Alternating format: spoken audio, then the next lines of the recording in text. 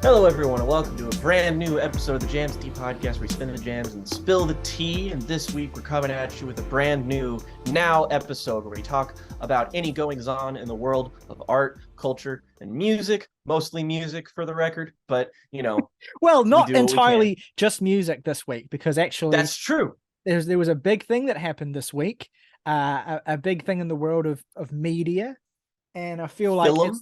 it's actually the very first thing I put on my list for us to talk about. So, I mean, I'm kind of steamrolling here. We have a discussion topic that we're going to get to as well. This week, we're going to be talking about our favorite albums that are longer than 2 hours, proper behemoths. So look forward to that at the end of the discussion after we talk about news and what we have been listening to. And if you haven't already checked out our episode where we talk about 2 new releases, we talked about the newest album from Fever Ray and Miley Cyrus. So go check those out if you haven't already. Absolutely. Yeah, and as I kind of mentioned just before as well, we don't just talk about music. Certainly it often ends up being, because it's like, we are not just music fans, we're fans of all kinds of art and media, and we've kind of tried to brand the channel to reflect that. This But was a film channel before it was a music channel, for those who might know. But there's just often so much happening and so much new releases and that kind of stuff in the world of music that we just often don't have room to talk about anything else, because it's just like, otherwise we would be leaving something out that would feel wrong to leave out. But the Oscars did happen this week as well. It was I feel like I said this about the Grammys as well. It was like not the worst the Oscars have ever been. Although I didn't watch the Oscars, I was at work. From what I heard from people who watched it, the show itself was a travesty. But in terms why do they keep getting Jimmy Kimmel to host those damn things? Nobody fucking likes him. He is, he's an anonymous suit. Though, to be honest, I imagine he was hired because he's uncontroversial and kind of boring. But Probably. From what I heard, he had a couple of weird moments where he asked Malala Yousafzai, who was also here, what she thought of Harry Styles spitting on Chris Pine. I think my favorite part about all of that is that it was actually Malala's response, which I believe was verbatim, "I don't care." No, she said, "I only talk about peace," which is very classy. At the same time, I mean, like, honestly though, like, where do some people get off? It's just like, this girl was shot in the head by a terrorist only for you to come over and ask her about Harry Styles? What is happening? We live in a Paul Verhoeven movie. I hate this. Yeah. Anyway, so Jimmy Kimmel aside, there were some really notable Oscar wins. I mean, we should probably talk about the music Oscar as well, even though Volker Bertelmann won Best Original Score for All Quiet on the Western Front, which I have not seen, but I have heard reliably from people that the music is one of the better parts of that film. Yeah. So I hope to get a chance to catch up on that as well. Rihanna had a thoroughly underwhelming performance of Lift Me Up, and I think Lady Gaga also had a bizarre and mystifying performance as well. There was a cool performance that I did see clips of where David Byrne, Stephanie Sue, and Sun Lux performed This Is a Life, and that was really, really cool to see as well. That's cool. And on that note, Everything Everywhere All at Once was the big domineering force of the night as well. Took away all of the major Oscars except for Best Actor, which went to Brendan Fraser for The Whale. It was it was one of those things where Oscar kind of just cleared house with one particular film. And a lot of discourse around, a lot of people having hot takes on it. There's a very funny video from Man Carrying Thing that I saw yesterday where it was like the evolution of discourse around Everything Everywhere all at once over the last 12 months that I found really funny. And there's like an interesting case study there about how there's a great comment on that video. It was like really kind of summed up the discourse surrounding this movie, and also kind of surrounding any kind of hyped film that kind of starts as a sort of like low stakes indie thing and then ultimately kind of takes over the conversation, which was people just can't stand when thing they like gets the recognition it deserves, which is like so it cuts to the heart of how people have been talking about this movie, kind of both more, I guess, on the side of people who are defenders of the movie, but certainly people who liked the movie and now have suddenly kind of pivoted to, it's overrated, tend to be pretty insufferable. Anyway, enough of that. I just want to say, I feel like I said this a few weeks ago when I last acknowledged this film for a reason I can't remember.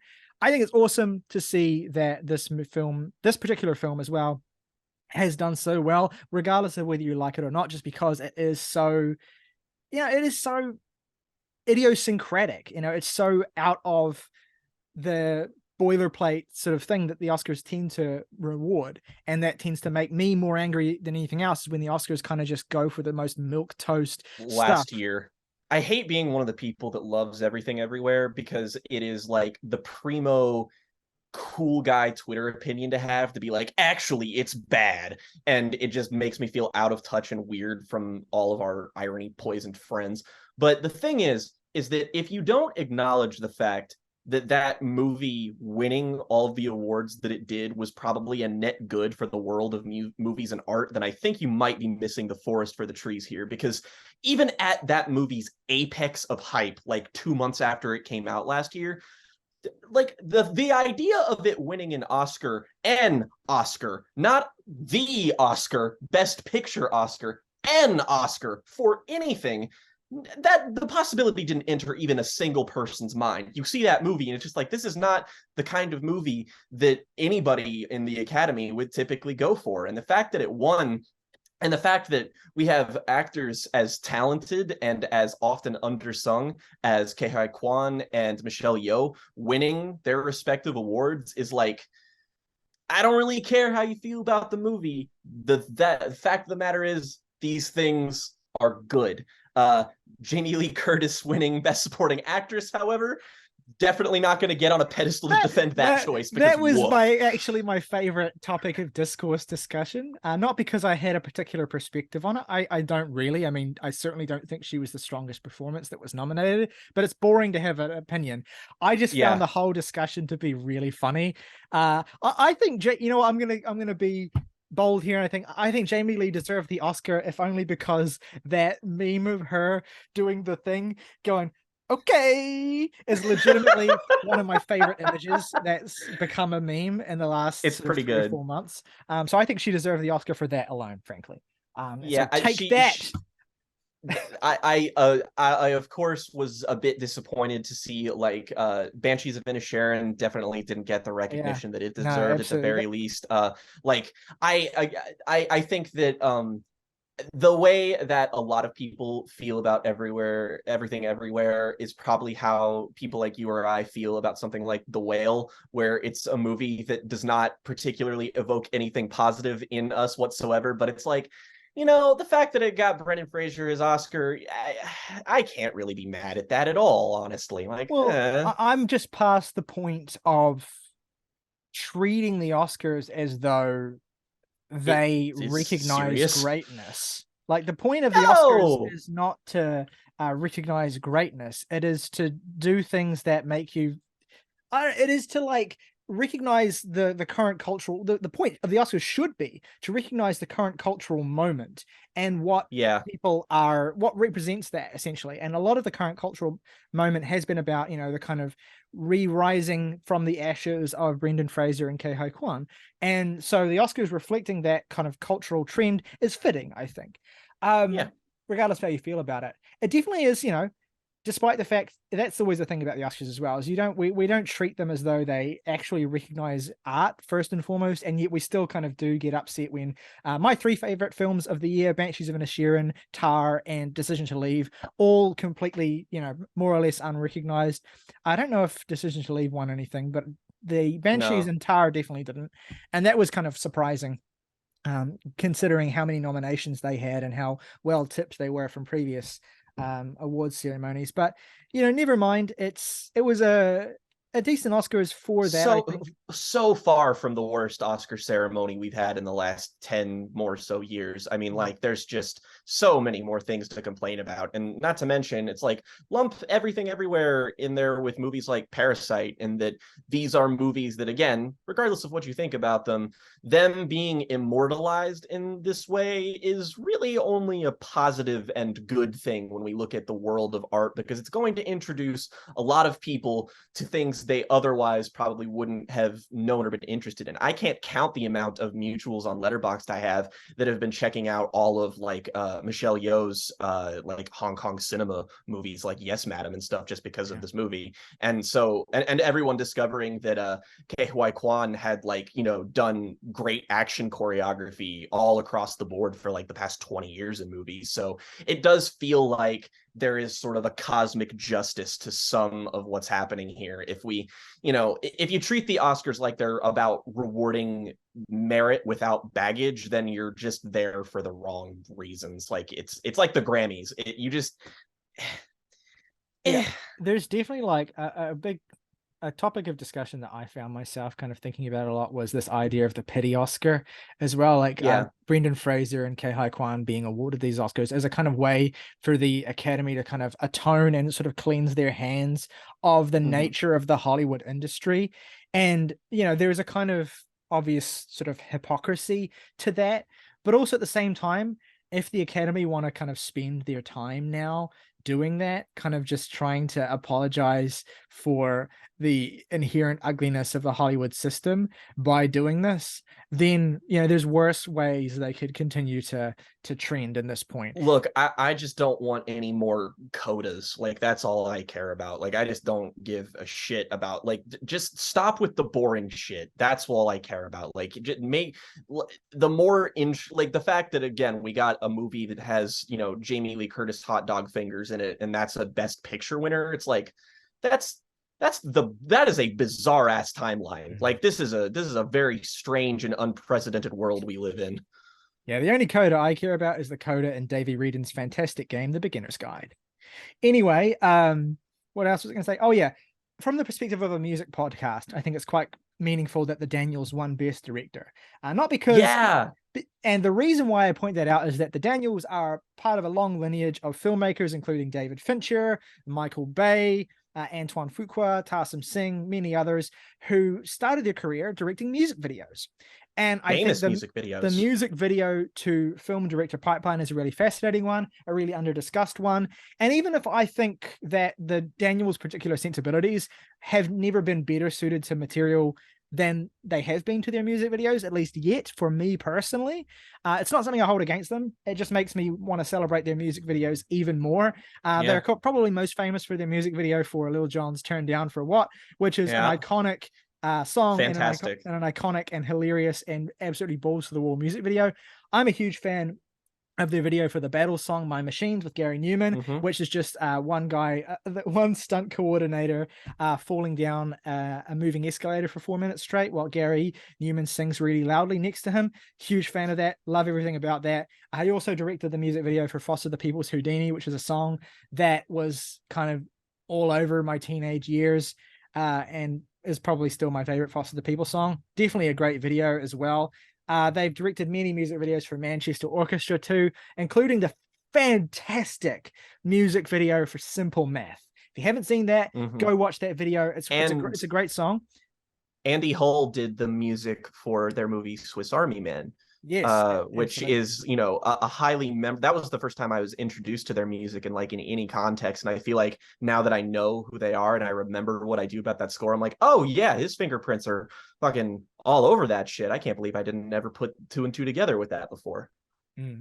Yeah, absolutely. So check out their music videos. They're always like, their music videos always betray how, you know, relentlessly idiosyncratic and creative they are, and how committed they are to a distinct visual vocabulary that always leaves a lasting imprint as well. You know, yeah, it can be weird and quirky and all those sorts of things, but that's kind of the point, and it is really enhanced in that format, I think. So check out all those videos, but especially check out that Manchester Orchestra video for Simple Math, because man, that shit is awesome.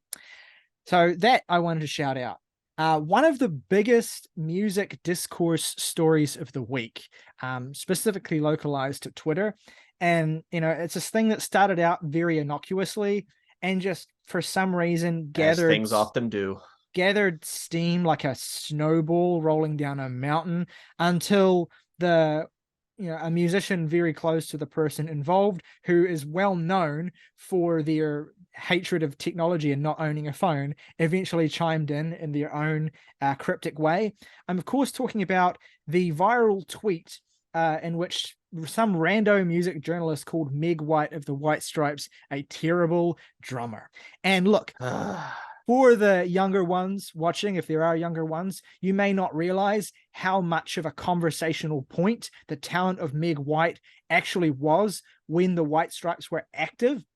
This was a thing that beard stroking internet users were debating in the fucking AOL and message board and MySpace era ad infinitum. The time when I was, a nascent child, exploring the message boards of 4chan, all that kind of stuff, was the peak prime period for when completely random idiots were discussing whether or not Meg White was a terrible drummer or whether her deliberately, let's just say, simplistic and primitive style was in fact kind of well suited to the sorts of very basic garage rock the White Stripes are making. You can debate that.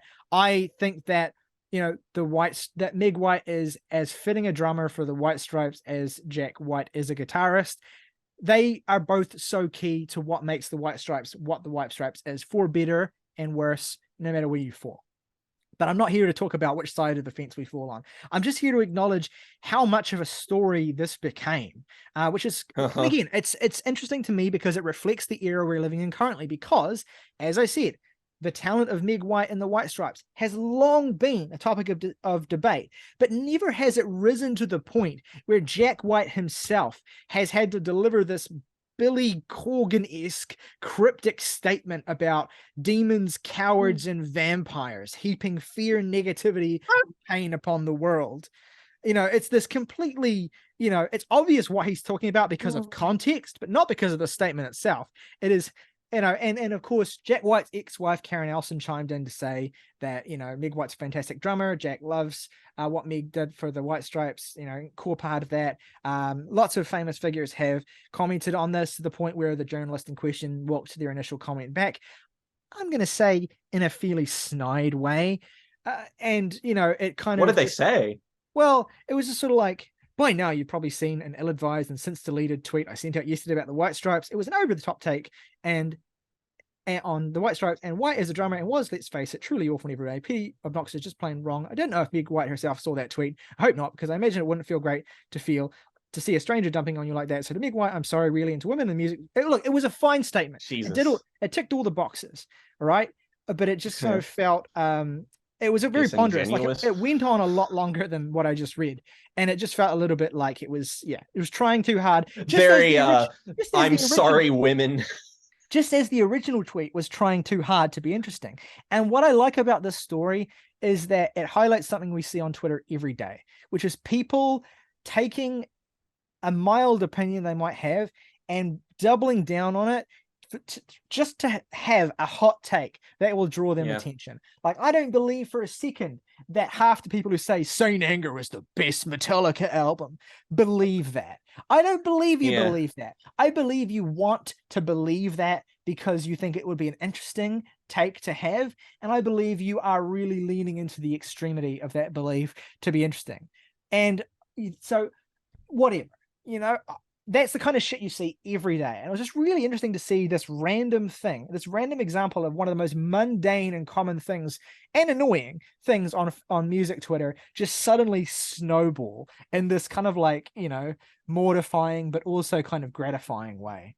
It's a bit strange to me because I've been aware of this whole like Meg White's a bad drummer thing for a couple of years now, but I found that was a like semi-popular opinion that a lot of people had far after I had heard the White Stripes. So it just kind of hit me as in a wave of like emotional dysphoria where I was just kind of like, but I remember listening to the White Stripes and never thinking, wow, this drumming isn't doing what it's supposed to be doing. So like from an outsider's perspective, I've never understood that. So it always inclined me to just be like, maybe a little bit of this conversation's rooted in a bit of misogyny now that I really think about it, just because, I don't know, I feel like there's a lot of other scrappy garage rock drummers that are, they're not exactly John Bonham or anything, but they wouldn't get the same amount of shit that she would. like, I mean, who fucking cares that she's not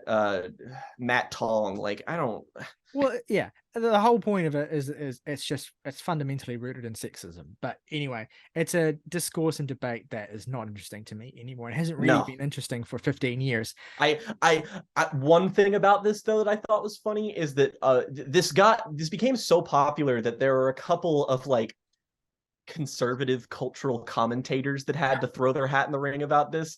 And one remark from one of them, who I've never heard of before, struck me as really funny, because it was just like, what are we going to do now? Are we going to start reevaluating Travistan? Don't threaten me. I will do it. Don't make me do that, because I will. We say that I will do a record club with you on Travistan for reasons that will become very apparent in like 20 minutes. Another story this week that is slightly more affirming in terms of the outcome that it produced, even though it wasn't a perfect outcome, and just the fact that this story revolved around a particular artist who was massive, hugely successful, existing within the machine of the music business, and actively trying to take a stand to improve it, even as they were hampered. And of course, talking about the Ticketmaster ongoing fiasco that the Cure are currently embroiled in. It's certainly not unique to them. You know, there was recently discourse around Bruce Springsteen as well, who was who chose to go along with Ticketmaster's sort of dynamic pricing, their very infamous dynamic pricing program as well, so that he could have the profits rather than scalpers. And his fans were very, upset about that. And there was a whole thing happening there. The Cure are doing a tour in the US, for context, and they, in announcing the tour, they made a very clear point that we are not agreeing to Ticketmaster's dynamic pricing program, which, for those who don't know, dynamic pricing is, of course, when Ticketmaster inflate the prices of tickets as demand, based on how demand shifts and based on how sales go. So the more tickets are sold, the more expensive the remaining tickets get. It's a horrible, just ugly monster of capitalism. Peak capitalism. Yeah. Or peak Ticketmaster, frankly, because we were talking about alluding to monopolies before. Ticketmaster is the ultimate example of a music business monopoly. And Ticketmaster have been fucking over fans for decades. It is kind of their whole thing. I mean, there was a thing with Taylor Swift and her tickets for the Eras tour and how Ticketmaster fucked that up just a few months ago. And now there's this. I mean, it seems like every bit of press that Ticketmaster get is negative, because they're doing something to fuck over the people who know they need to go through Ticketmaster to get tickets, and also the bands and artists who know they need to rely on Ticketmaster to be able to finance and actually move the units to play large arenas. It's not such an issue with, of course, smaller bands and smaller artists who are able to play smaller venues and don't need to rely on something like Ticketmaster, but it is a big issue for larger artists. And so it's quite telling which of the big artists choose to be vocal at this point, choose to speak up about it. And Robert Smith has been very vocal all week about this. First of all, it started out that a lot of fans were unable to even get tickets because what happens is, God, there's so much information here that I had to learn just to go over this. Ticketmaster are offering a new program to kind of try and get around the problem of scalping and ticket inflation from people who buy tickets and then try and resell them using a system called what's it called? It's called verified fans, basically, where you like register, and I don't know what the process is, but in some way you register as a verified fan of the artist, and that's a way of kind of shutting out ticket scalpers, essentially. And so the Cure are using the system. A lot of people are having trouble even getting verified in the first place. That's its own kind of Kafka-esque, administrative nightmare. And then even getting to that point is becoming a problem. And throughout the week, it's almost like one new problem happened after the next for Cure fans trying to get tickets. The next thing was that though the Cure were selling their tickets very cheaply and very reasonably, Ticketmaster were adding on these processing fees that in some cases were like 400% the ticket price itself, if not higher. Like, I saw a tweet from Mike Seatown just today, who was talking about his experience trying to get tickets for the Cure show, and like the ticket price itself, could be as low as $60, and then the processing fee was like $300 on top of that, which is insane. Fuck right? me. So Robert Smith was very vocal about this. He talked about, being sickened by it, and actually tried to put pressure on Ticketmaster, and Ticketmaster eventually agreed that they would give partial refunds to all fans who had purchased tickets and paid a processing fee. I don't know the nature of those partial refunds, but that was a thing that he eventually managed to make happen. And, we don't know whether it was just that Ticketmaster caved because they saw how much bad PR they were getting that week, or whether it was just the fact that Robert Smith put more pressure on them than other bigger artists have. I don't know how to read into this. I don't know the ins and outs of it, but it certainly seemed like when this happened, this partial refund thing, it set a kind of precedent that there is an amount of pressure that an artist can put on Ticketmaster that can cause them to actually respond and do something. So I'm hopeful, I'm partially optimistic that will lead to less instances of this particular problem in the future, but Lord knows that there's a whole host of other issues that Ticketmaster seem completely uninterested in resolving as long as they have their monopoly. So yeah, fuck Ticketmaster. Shout out once again, as I always love to, shout out to Zach Bryan for naming his live album "All My Homies Hate Ticketmaster." So good. That's just an objectively awesome thing to do. And maybe The Cure's name being a bit more ubiquitous in the news will actually incentivize them to release their goddamn album already. Yeah, look. That would certainly be one way of apologizing to the fans who've struggled to get tickets, and in some cases just not been able to afford it, because who can give up a week's rent to buy one ticket to The Cure? Like, people can't do that. A lot of people can't do that, and Robert Smith doesn't want people to do that. So yeah, giving us the album would be a great way of saying sorry. So that's that saga. Couple of announcements I want to shout out as well. Animal Collective have announced a reissue of their debut album, Spirit They're Gone, Spirit They've Vanished. Animal Collective fans will know, baby. Yes, Animal Collective fans will know that this was, of course, originally just an album made by AVT and Panda Bear, but it has been remixed. I think Deacon has done some of the production and mixing on the new versions, remixed, remastered, and it's been repressed on vinyl as well. Beautiful new cover, from what I can tell, a reasonable price as well. And also a generous reissue too, because it comes with an EP of unreleased music, including a cover of Fleetwood Mac's Dreams, which I'm very curious to hear. Holy shit. When that comes out. But yeah, I wanted to shout this out because I think it's one of the more notable reissues of the year so far, obviously, of an album from a band that means a lot to me. Me and Zach, of course, many will remember in December of 2021, me and Zach did a 5-hour video on every Animal Collective album. That is basically knocking on the door of 1,000 views right now, by the way. So really proud of that. Go check that out. And this reissue, I've watched it multiple times, so if you haven't, you have no excuse. Yeah. And this remaster, they've only released a couple of songs, one of them being an unreleased bonus track, which sounds fantastic, by the way. But they also released as a taster a remastered version of the Chocolate Girl. Chocolate Girl, which is one of my favorite songs on that album. Sounds incredible. I mean, that song already sounded beautiful. This twinkling synthesizer, the gorgeous piano part, the incredibly ferocious but often brush drummed parts from Panda Bear all sound like I'm hearing them for the first time. Incredible remaster. Can't wait to hear how the rest of the album sounds, particularly the more tinnitus inducing noise parts of that album. I'm very curious to hear how Deacon handles the remix of those tracks.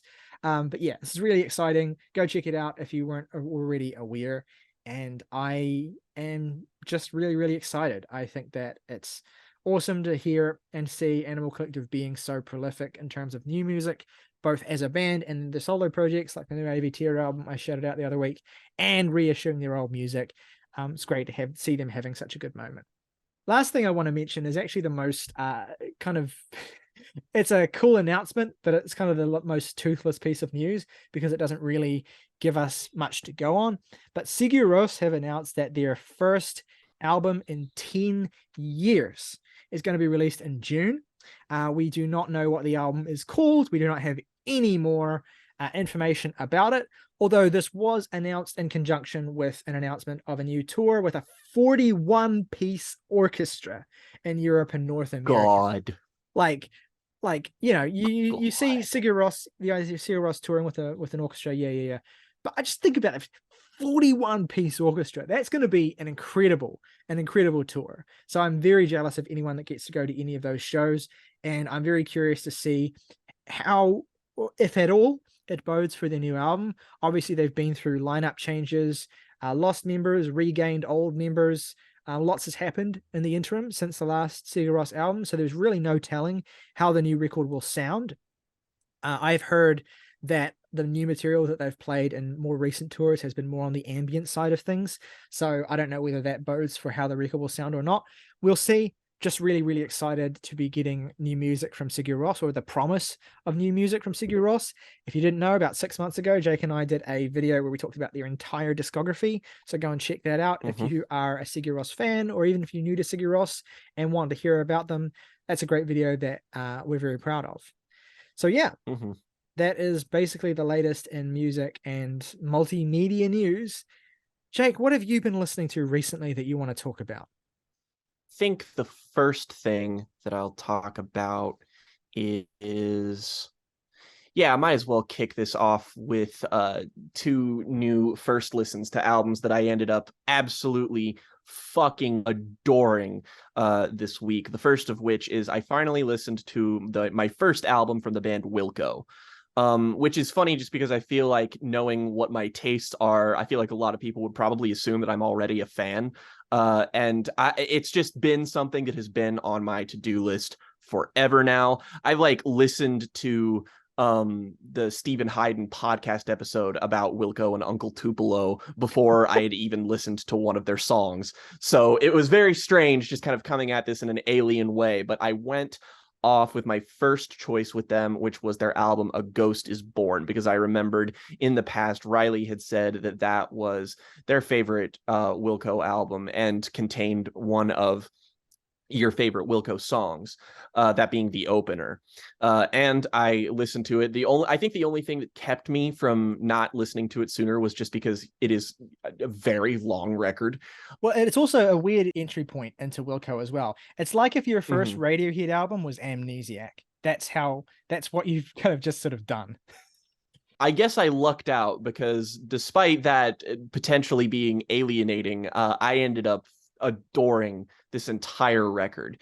I think the most notable thing about it is the guitar work from Mr. Jim O'Rourke on this album, which is plentiful and ugly as shit, but it also sounds amazing in that these guitars are just deep fried in distortion and effects to the point where half of the time they barely even sound like it at all. There's also a lot of really intricate, beautiful sort of piano melodies scattered across throughout this whole thing. The way that this all sounded really reminded me, of all things, it actually did remind me of Radiohead. It reminded me a lot of stuff like In Rainbows, specifically some of their really warmer and livelier stuff. It was just way more experimental and odd than I had come to believe Wilco were even capable of being in the first place, just because what I had known about them was that they were a sort of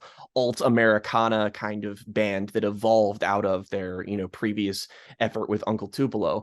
And this ended up being something that was way more geared towards my indie sensibilities. And all across the record, there's great songwriting, gorgeous production work and instrumentation, some real swing for the fences moments, like the 15-minute long drone track, which is amazing. And if you don't think it's as good as the other parts on the album, then you're a coward. And it is, in many respects, it is a challenging record, but I found it to be as rewarding as I found it to be challenging. And I can't wait to go and listen to last year, we got a remaster of Yankee Hotel Foxtrot. So I'm eager to check that out. And also albums that I didn't even really know about, Sky Blue Sky or Summer Teeth. Those are albums that I'm going to be eager to get to as well, just to, familiarize myself, because if this is any indicator, I'm going to adore this band just because everything I love about just any kind of rock music. It really did remind me of when I first got to try out those deep cut Radiohead albums where I really fell in love with music, and this felt just as kind of quintessential and idiosyncratic, and generally speaking, I was just hell yes to all Yeah. this. I'm super glad and kind of a little surprised. I guess I try to measure my expectations for what you might think of things that I love, but I am a little bit surprised that you love this as much as you did, in a very positive way, of course. I would say temper your expectations somewhat, because A Ghost is Born is definitely the most experimental Wilco album, the most kind of swing for the fences album, although Yankee Hotel Foxtrot is that album is so kind of difficult. I can't imagine approaching that album for the first time in your mid-20s with all knowledge of its history and all that kind of stuff, because it's an album that's just so held up so loftily that I don't envy you having to approach a record like that with the knowing all the hype that it has. But it's an album that is where the studio and the sound of the studio and the sound of constructing a record is every bit as a part of what it is as the songwriting itself. So that's I'm fascinated to hear your thoughts on that. I want to recommend I also would recommend, as well as the other ones you've mentioned, their second album and breakthrough record, Being There, which is actually my second favorite. Yeah. Wilco record. I'd actually put A Ghost is Born behind that and Yankee Hotel Foxtrot now, but it's still a record that means a lot to me. So whatever, it doesn't matter that much. But Being There is like a really eclectic and strange alt country, very 90s Americana album. I would maybe save it for later in your Wilco exploration, but it is definitely one you should check out. What I want to recommend more than anything else, though, is you inspired me to listen to a live album from Wilco this week that I've always been meaning to listen to. It's called Kicking Television, and it's actually a live album that was recorded. Yeah. The live album that was actually recorded on the tour for A Ghost is Born. So they play all but two songs from that album on this live album. It is by far the bulk of the material is from A Ghost is Born. Sick. And I have to say, aside from my love of Wilco, this is one of the greatest live albums I have ever heard. It's one of these real live albums where all the songs are great in their initial form. And I swear to you, every song except for maybe one or two is better than the album version. Every song from A Ghost is Born, better than the album version. The guitar playing on this live album and just the general sound and hugeness of it is just an absolute miracle to behold. It is an absolutely amazing, amazing experience that I cannot recommend enough, particularly if you get through your Wilco dive and you find that the sound of the albums or any of the kind of peripheral stuff sort of holds you back from fully loving them at any point. Check out Kicking Television, because the energy is electric on this album, and it's also like one of the great live albums in the sense that it shows what a sense of humor the band really have as well. There's a lot of Jeff Tweedy kind of like responding to hecklers and just being generally quite funny on this album. And there's these huge anthemic moments where the whole crowd seems to just kind of completely coalesce with the band into this incredible energy that I absolutely adore. Another great album I listened to this week was something I heard that I think it's because I've been on a bit of an indie pop kick this week, just kind of exploring various acclaimed releases from this particular genre, just because I needed a little happier music to listen to, just for, because sometimes it really do be like that. And one of them was the first album I listened to from the band The Magnetic Fields, which I had never listened to before. I listened to their album Holiday. They're, of course, known, I think, most prominently for their album 69 Love Songs, which is just like, I hear like that album talked about like weekly, just in the circles that I run in. And it is a bit intimidating seeing that, it is actually that many songs, and it is kind of on the longer side. I know some of them are really short, but still, that's not exactly, I think, the opportune way to introduce yourself to a band, at least in my opinion. So I saw that they had some other releases that seemed to be acclaimed and beloved as well. So I took a listen to that, and I really enjoyed it. It's a really tight, really well-produced indie pop record that I sort of felt like you could feel the influence of it sort of being a lot far-reaching than you might immediately expect. And I had a really good time with that one. I also listened to an album from I guess, singer, songwriter, pop vocalist, Sidney Gish. I listened to her album, No Dogs Allowed. And this album is terrific. I saw this under 2 when I looked at its rate your music page. I saw 2 lists that had it as a lesbian core, which certainly does fit its aesthetics very well. This is really like really twee pop kind of stuff. A lot of the instrumentation here is super minimal, but a lot of what makes this album great is just how great of a songwriter Sidney is. There's a wonderful sense of humor on here that's very self-effacing, very quintessentially indie Pitchfork Kid kind of stuff, but it's also very emotionally compelling. I found a lot of it to be like to just kind of hit very unexpectedly hard. I just really enjoyed this way more than I thought I was going to even. There are several songs on here that I just fell head over heels in love with in terms of just like the opener, Proper, Sin Triangle, Persephone, Imposter Syndrome. These should be immortalized in the current pop lexicon as modern classics. Terrific stuff. And I also listened to maybe what is perhaps one of the better albums that I've discovered from the year that keeps on giving, which is 2020. I listened to an album from an artist called Meaningful Stone, who is South Korean. Their debut album, or her debut album, I should say, which is A Call from My Dream. And this shit is incredible. Holy shit. I did not expect to love anything from this crop of records that I decided to listen to this week this much.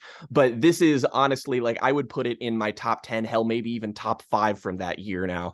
This is an album that is just equal parts immediate, catchy, fun, but also dreamy and sunshiny. There's a kind of folk pop and indie tronica blend on here, a little bit of sunshine pop. If you really liked that Panda Bear and Sonic Boom album from last year, I would also recommend giving this a shot. There are shades of artists like Ichiko Aoba in here, and just like everything about the fundamental construction of these songs and how just absolutely gorgeous they sound is just, it's tantalizing. I cannot wait to listen to this more. It is a beautiful record, a perfect summary kind of listen. If you need something to pick you up, I highly recommend this. But the thing that I listened to this week that was undoubtedly the highlight of my week is, of course, the Dismemberment Plan. We've talked about this band and an album from them before. In the past, we did a record club on Emergency and I, because, of course, it is one of Ryley's favorite records, and it's just sort of a canonical indie rock, math rock, emo album that, you know, we all skewed towards all of our taste, to the point where that's one of the very few albums that all of us gave like a 9 or a 10. Like, that's an amazing record that I still come back to all the time.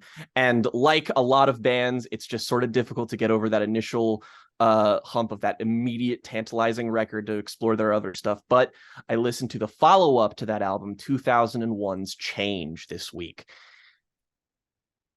All I know is pain and suffering. We kind of both ended up listening to this sort of together, just because I put this album on a lot because I hate myself.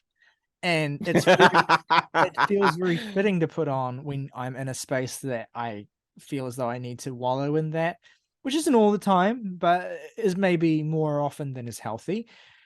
And this is, you know, it can be very easy, especially with albums that you love, it can be very easy to kind of fall into talking about things in superlatives. You know, this is the most this is the best this, this is the thing that this, the most, the best, the highest, whatever. But this is genuinely one of the most depressing albums I think I've ever heard. It is an absolutely gut-wrenching experience. And it is also one of the most poetically beautiful translations and communications of pain and suffering and loneliness and isolation and malaise and all those kinds of things. I mean, I was kind of in the right place just because I've had a really rough week, and that's why I listened to so much indie pop, because I wanted to cheer myself up. But I also knew I was probably in the right headspace for an album like this, because I had no context for it other than I know that Ryley said that it was an album that at least rivals Emergency and I in terms of how good it is, but is also hideously depressing. So I was like, okay, I'm going to throw this on. And immediately I was taken by basically everything that I was taken by in terms of what leapt out to me with Emergency and I. But here, there's a bit more of a uniform sound that I gravitate to just slightly, ever so slightly more. There's a bit more of a brightness, which is funny just because the emotional content contrasts it so darkly. I mean, there are moments on here sonically, like Automatic, for example, that certainly play into how dreary it can be. But this album sounds like a melancholic daydream. There's something very, very elementally beautiful about all of it. All of the instrumentation on here feels very wide and very vast for the kind of music that the Dismemberment Plan make. But the thing about it is that not only do I find the sound slightly more enticing, it's just on a lyrical level, Travis is just fucking every single song here hitting it out of the park. There are, of course, the classic bits and one-liners that you kind of know somebody like him for that stand out as being funny. I remember the I'm an Old Testament kind of guy. I like my coffee black, stuff kind of like that just kind of puts a smile on my face. And I'm also just like, I am also this kind of person. And there are bangers on here, like stuff like Pay for the Piano, which are certainly a bit of a more acquired taste in contrast to the other songs. Like, for instance, one of the highlights of the record for me, I mean, hell, this whole fucking album is a highlight, but one of the songs on here, Superpowers, which is basically Travis trying to reframe all of the things that he views as like shortcomings about himself and reframing them as superpowers, very sarcastically. The sort of chorus and hook to it being I guess you could call it superpowers, but nobody's going to save the world with what I've got. I was gonna say, what's so funny and potent about that is that it's not even been like since then, that idea of your disability or your kind of shortcoming or your flaw as a superpower has become like a more common sort of idea, I guess, that's permeated in that space. And so the song has a kind of prescience to it that makes it feel more fitting, more kind of like hard hitting and more cutting as well. That idea to like actually examine the idea of reframing something that is debilitating and something that holds you back as a superpower. Not saying that people who do that with their own, illnesses or disabilities or whatever aren't, justified in doing that and don't have their own powerful points to make in doing that. But I like this counterpoint to that sort of language that shows how Travis's own attempt to do that does nothing but highlight the kind of hollowness and emptiness of the state that he exists in and of this problem that he has. There is no way of reframing depression as a superpower the way that you might with other forms of disability. It is just this void. Yeah, and that's the thing, is that the whole album is up to this kind of standard. Like, again, from Sentimental Man onward, I am with this album 100%. Like, I can't tell you what my favorite Dismemberment Plan song is right now, but I can tell you that it's one of at least 5 songs on this album. Face of the Earth might be it. Superpowers might be it. I think right now the two that I'm really trying to decide between are Come Home and Time Bomb, which again strike me as just, again, this band at the peak of their powers. The drumming all across this entire thing is fucking sensational. Like, again, real jazz drumming shit that occurs on stuff like Following Through or Time Bomb or The Other Side. And there's just, again, this is an album that speaks to a very, very personal state of being, just like Emergency and I did, except Change feels like, it's the maturation album beyond that. And it's just, for somebody like me right now going through a lot in my mid-20s, this album just spoke to me very, very strongly and hit all of the marks it needed to. I think this album is a stone cold 10 out of 10. It is in the upper echelons of my favorite records at this point. I listen to it once a day, maybe sometimes even more than once a day, just because, sometimes it really do be like that. But this is, again, one of those instances where, like, I know people like this album for sure, But at the same time, its relative lack of classic status compared to its older sibling is like, no, you guys don't understand. You need to listen to this album. And I also additionally can't wait until I can finally move on from this and also get around to the debut or Is Terrified and all that kind of stuff, just because I want to. And hell, I do want to hear albums like The Uncanny Valley, just to say I completed the discography. But, you know, go check out our episode when great bands make terrible albums if you want to hear Ryley talk a little bit more about that. But let's stay focused on the Dismemberment plan and the height of their artistic achievement, because while I can't in good conscience say that Change is a better album than Emergency and I, because it's not. It's just an album that appeals to me a lot more. It's a really special album, and it felt like I was unearthing something that I have needed in my life for so long. I'm trying to think of an analog for two successive albums that fits perfectly with Emergency and I and Change. Like two perfect albums where the first one is the classic because it kind of is the one that does all the really innovative and exciting things and is also just a masterpiece in craft and songwriting. The second one is more insular and more kind of, I mean, I guess OK Computer and Kid A works. That's what I was thinking. Even if like Kid A is the more, I guess, innovative one musically. But anyway, it's kind of that, but reversed. I just think it's like one of those examples of these two successive perfect albums, essentially, where which one you prefer is not even a question of which one does its thing better. It's just a question of which one you personally identify more with at any given point in time. That's really the only thing that does it for me as well. I just want to read some lyrics from The Other Side, which is currently my favorite song on the album. It always changes, but great song. There are days when a warm look from a strange face will make me forget my name. And there are nights when you wonder where the party's at now and you wonder why you never split this beat scene when a higher life awaits. There are days when you don't know how you picked the wrong life in a second when it's over in our own minds and it's gone without a sound. There are fights that'll hear things we know we don't mean and we say them because we don't know what we both want and we can't get to the other side. There are years that'll fly like winds across a floodplain, unaware of its own weight, free of friction and immune to its own speed. There are weeks that'll crawl like slugs across a hot road, only moving because it just doesn't know how to stop on a search for God knows what. And there are songs that'll make your skull ring like a dropped cup, resonating with the reasons why you worked through and the reasons why you stayed. For the long nights when you found a new resolve that I never knew was there, for the cold eye and the warm embrace now, for the righteous vibe that I need like the air I breathe.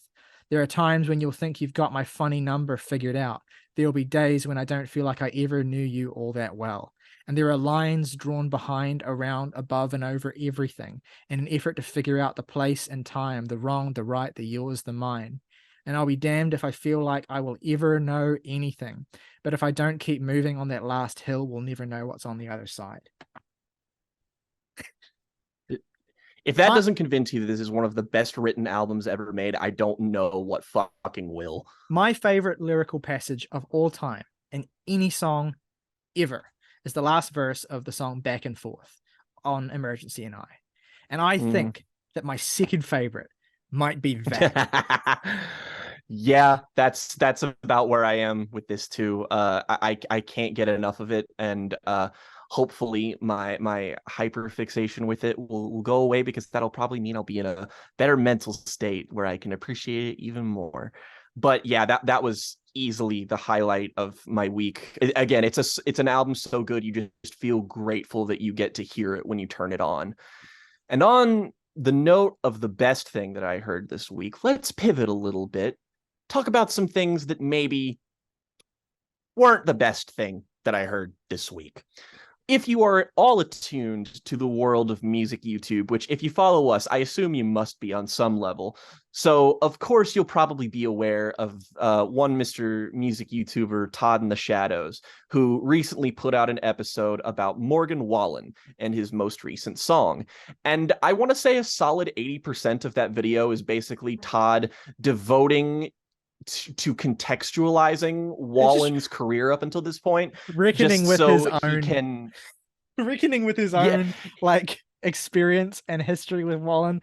It's just amazing. just to be able to say that he thinks his new song is dog shit and appear a little bit more credible, because that was the vibe I got, is that he didn't want people to just be like, oh, well, Morgan Wallen said something racist, so of course you don't like the song. And then he's just like, no, it has nothing to do with that. And, you know, it really interested me, because Todd was the person who put Morgan Wallen on my radar in the first place, is that he was his song of the year back in 2020, I think. Mhm. And that was the first time I had ever heard of him. And now Morgan Wallen is like a ubiquitous figure in popular music. He is essentially on track to be the next Garth Brooks, where his level of unprecedented commercial success in this genre or in music will likely not be replicated for another multiple decades. He released the album, the triple or double album, Dangerous, the double album, triple album, whatever the fuck. He released that album, and it did obscenely well. And a lot of people have compared his sort of release model to that of Drake, essentially, where he just kind of inundates with a bunch of really marketable songs that, you know, just kind of continue his steadfast success. And then, of course, there was the controversy where he was caught saying a racial slur, and then he went to a huge apology tour where he had to get cosigns from some black musicians. All this stuff is covered in more detail in Todd's little retrospective. And Morgan comes back with a new album this year, which is even longer than his previous album. And I don't know what it was about this episode, but I was just really curious about Morgan Wallen, because the one thing that interested me that he shouted out in that episode was the fact that Morgan Wallen had covered Jason Isbell. And I didn't actually know that. Oh, and yeah. that led me Cover into just me being up. like, you know, you can tell a lot about an artist by the songs that they choose to cover. And I feel like if you cover Jason Isbell, I'm kind of obligated to see where you're coming from an artistic perspective, because that's obviously somebody you respect and want to pay homage to. Then, you know, you're coming from an identifiable place that I can at least like appreciate or whatnot. So I, like Todd, feel the need to emphasize that my reaction to this particular record does not come from any place of, you know, maliciousness that, you know, he certainly has earned in terms of what he's done. I'm not trying to excuse that or anything, but at the same time, I'm not going to let that inform my opinion, like, whatsoever, frankly, because that isn't really important to me. And hell, for what it's worth, the apology tour that he went on, just seeing the kinds of things that he had to say about himself, I am slightly more inclined to be generous to him than I am for a lot of other artists who are caught doing heinous shit and then, you know, do their notes app apology horse shit, and, you know, they're carefully guided by their managers, and I'm sure Wallen was too. But the way he seemed to refer to himself and the way he talked about himself was a level of humility that I think I am not used to. And I also think it goes a long way when he says, you know, I fucked up, and if you don't like that, then please don't support me. Like, you don't have to do that. I would describe it as meekness. Like he had Yes. the whole, and this was something that Todd referred to in his video as well, that many cultural commentators have commented on. He has this kind of, he's chosen to, or maybe he hasn't even chosen to, it's hard to say, but he just presents himself in this, like, and again, it's not like he's like suffering and that he's kind of like prostrating himself in any way, but he's like a little lamb who's just like terrified of to move now. And it is something that his fear, I guess, of how the world will treat him or how the world will respond to anything that he does at any point in time, it has resulted in him like kind of abandoning any level of kind of artistic ambition or any kind of desire to establish himself in any kind of meaningfully distinct way. I mean, that was the thing. You cover Jason Isbell as a country artist if you're interested in asserting an artistic identity, because Jason Isbell is the country artist, is the kind of archetypal artist in the country world, right? And I don't say that to demean anyone else. That's just the kind of niche / stereotype that he fits, right? You know, the critical darling. Yeah, exactly. So you cover Isbell, particularly a song like Cover Me Up, if you are seeking to establish yourself in that vein as well. And I think for a while that Wallen was trying to head that way. And it's interesting how the fallout from all of this seems to have basically shirked his ambitions and basically caused him to kind of recede inward and embrace this very hollow version of himself. And unfortunately, that bleeds over into his latest record rather strongly, titled One Thing at a Time, which is a baffling 36 songs long, 111 minutes. And let me tell you, I listened to the whole thing. And look, I'm not here to come out and just be like, this is so awful. I hate it. It's bad.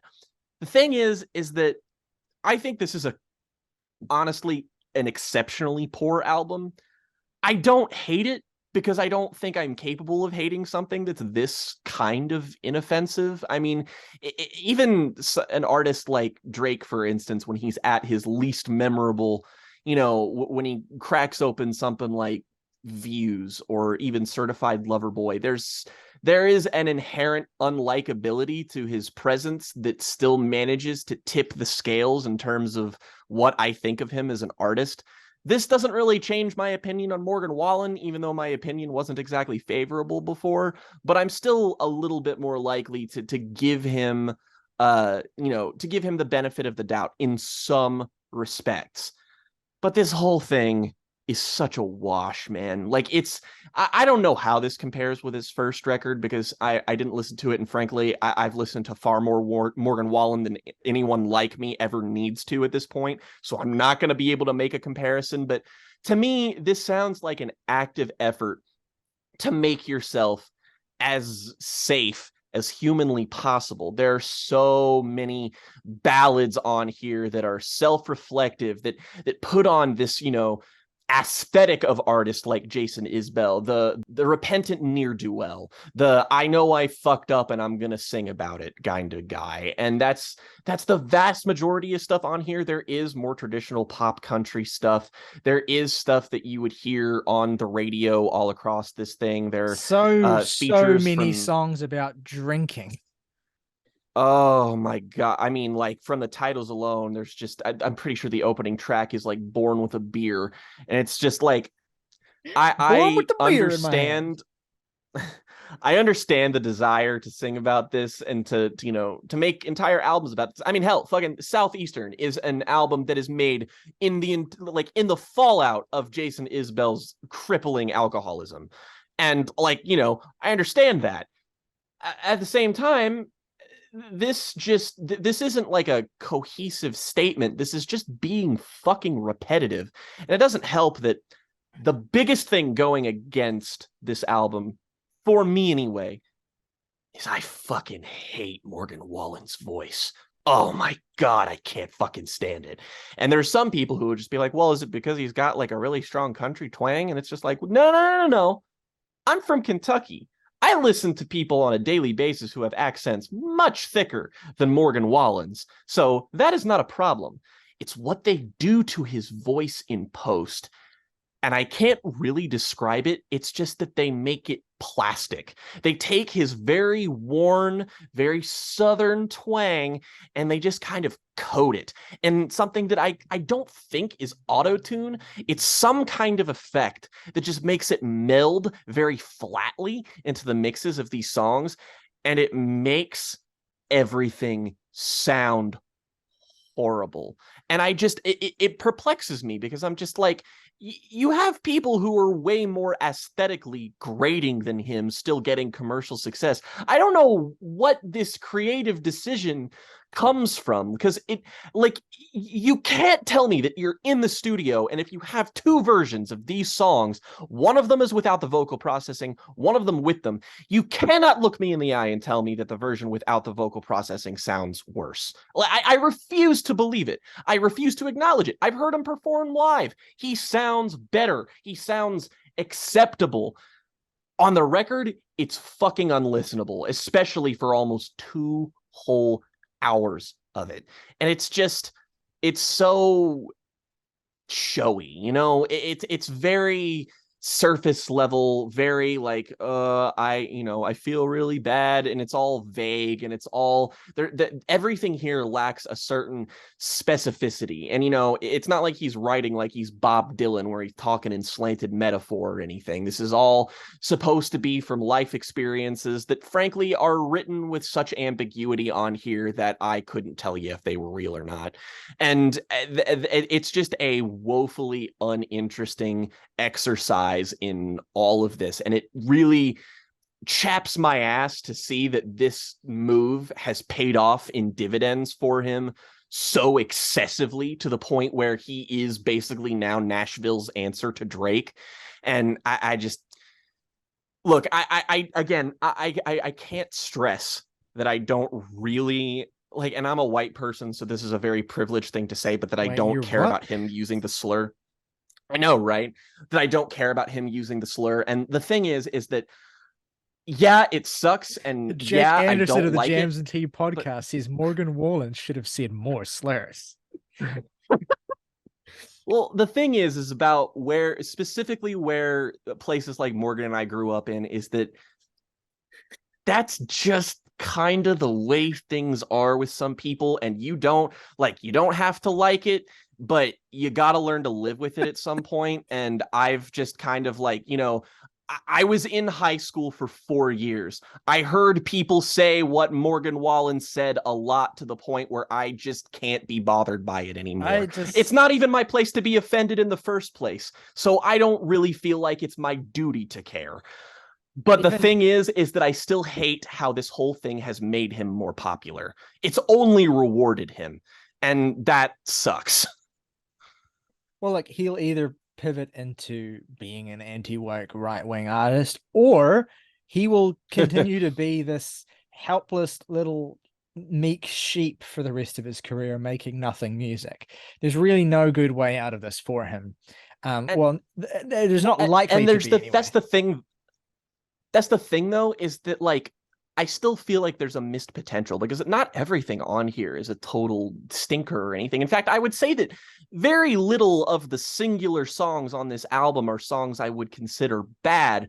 It's just, it suffers from diminishing returns after a while. And, when the ceiling is only so high, the floor just kind of gets lower. So, it sucks, but what are you going to do about it? But on the note of both Ryley and I listened to an album this week. We listened to an album completely irrespective of one another. I listened to this album on Monday before anyone was even talking about it, just because it happened to be one of those things that showed up in my notifications in Apple Music. So thank you for that, for making me give a shit about this thing I never otherwise would have cared about. But I saw the cover art for this, and I was like, wonder what this is. And that album is the latest from fucking White Thunder himself, Macklemore, who is, of course, formerly of Macklemore and Ryan Lewis, behind such pop rap classics as Thrift Shop and Downtown, which, for the record, Ryley and I both enjoy both of those songs. Look, I've got history. We think that those songs are novelty songs, and they're silly and they're stupid, and they know exactly what they are, and they're fun. I have a good time with songs like that. But I was simply just curious, what is a Macklemore album in 2023? Like, what is this as an experience even going to be like? And as soon as you see the fact that the opener on here has a feature with Tones and I, you get a bit of an idea of what this experience is going to be like. And I will truly say, a masterclass in outsider art. It's funny. I would say otherwise, if not for one other song. There's one song on this album that I think trips over the line into being acceptable. There's one song on here, but besides that, I think that Chant is the opener with Tones and I is maybe the strongest thing on here other than that. And for the first half of this album, especially, after that song, this album plummets off a cliff so quickly. No Bad Days through Lost Sun comes up. This is some of the most astonishingly consistently bad hip hop I've listened to in the 3 years we've done this podcast. Listen, you've listened to this twice, so you actually like have internalized the different songs as entities with names and distinctions and whatever. I listened to this once at work. The reason I listen to this is not just because Macklemore bad. First of all, I have history with this artist. One of my best friends in uni the whole time through undergrad, one of her favorite artists is Macklemore, whose name is pronounced Macklemore, by the way, not Macklemore. As I've been reminded many times in my life, and it's so internalized now. So I've had a lot of experiences, and this is a person that I consider still a very dear friend, and we. I thought you meant Macklemore. You consider him a dear friend. Well, I feel like I know him in some respects. Look, I consider this person, this friend of mine, very dear, and we shared a lot of great experiences together. And many times we listened to the music of Macklemore. We both agreed Downtown is his masterpiece, an incredible song that has so many amazingly quotable moments, and it's just this incredible, just overstuffed, like there's like 6 different genres in it. Honestly, it's like the closest that the 21st century has come to a Bohemian Rhapsody, in my opinion. I'm saying it's one of the greatest songs of all time, but it's one of the few songs, like actually popular mainstream songs, that feels as though it's attempting to do something that, crazy and all-encompassing in terms of all the different things that it does. And I enjoy Macklemore's, novelty era with The Heist, the album that he came through with Ryan Lewis, immensely successful album. I remember when Thrift Shop, the song first dropped, because I got a Facebook message from some dude at my school who I barely knew, who was like, lol, this guy reminds me of you. I don't know what that says about what I was like in school, because it surprises me. Walk up in the club like, what up? I got a big cock. Yeah, that was obviously my energy. No, of course. But that song is ridiculously fun. It's probably the most I enjoy that era of Macklemore. I'm not particularly into, that Can't Hold Us song, and, the Same Love, as well as a song that, whatever your opinions on the song itself, any point or perspective or opinion or thought is rendered entirely redundant by the existence of Equal Rights from the Pop Star movie, which just kind of completely, it just overshadows the existence of. I would want equal rights. Like that, I said this in a group chat this week. Popstar is maybe the greatest piece of pop culture media satire of the last 15 years at least. It is our generation's This Is Spinal Tap, and it is absolutely worth studying. And that the Equal Rights is maybe one of its funniest gags, and it is exclusively a piss take on Macklemore. So Macklemore has honestly been through the ringer in terms of massively successful artists, hugely successful songs being widely kind of just seen as a joke, basically. He beat Kendrick Lamar to the best rap album Grammy, and then famously sent him this embarrassing text message where he's like, you should have won, man. I feel like I can't remember what exactly he said, but it was hilariously just whatever. It's just hilariously over the top, right? And then he came back with The Unruly Mess I've Made, which is the album that has Downtown on it. Not a good album. I think maybe a better album though than The Heist. That's, I guess, up for debate. Either way, this is Macklemore's a singles artist. Then you had Gemini, which I think was stupid. No one really liked or listened to that much, except for my friend. I think my friend who liked Macklemore is maybe the only person in the world who enjoyed that album. And look, God love her. She's amazing. And then radio silence, essentially, although, depending on how tuned in you are to the music world, it may have been radio silence on Macklemore since 2013, since that was really the height of his relevance. Yeah, and he's back with this new album, Ben, and all of its presentation and everything about it. It very much has the whole air of, I'm stripping back all the excess. I'm stripping back all the pomp and circumstance, and I am making It's a personal just album. me. Ben is his birth name. His real name is Benjamin Haggerty. And, God love him, he's just going straight for Every that. fucking rapper, man. God love him, he's just going straight for this. He's just going straight to cut out all the bullshit. Or at least that's how he's presenting this. And look, no bones about it, this is the worst album of the year so far. I mean, and not even close, at least in terms of what I've heard. This sucks. This sucks hard. This is beyond bad. This is terrible. This is an awful fucking album. It is unbearable. What is Macklemore even doing anymore? Like, I was going into this expecting, okay, here is someone who's going to try and basically pull back the facade on their artistic persona and be real. And he kind of tries to do that, but he also tries to be that fun, goofy guy. And even in the moments where he tries to actually be earnest about where he's coming from, like the absolutely atrocious Heroes, one of the most embarrassing songs of the year. Fuck that song. Where he's basically, trying to...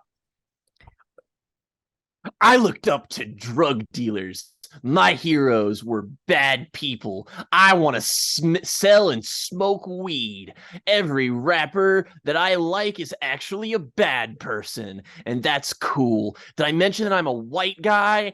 I'm not exaggerating. That is the thematic point of this song. It's just like all these rappers are actually bad people. They went to prison, and I idolized them. But he's not presenting it like he's this edgy boy or anything. Like, oh, he's so cool. He's like presenting it with himself with this like righteousness, this fucking tone that's scattered throughout this whole album of Macklemore trying to insert himself into hip-hop culture, trying to clear a space contextually for where he fits in, even though he fucking doesn't. And he's just trying to place himself as someone who, he idolizes all the right people for all the right reasons, as opposed to the lowly peasants who might only worship them for other reasons, I fucking guess. There's like a point later in the album where he eventually starts talking about how much God means to him, and it becomes this kind of like religious text, and it's like NF type beat.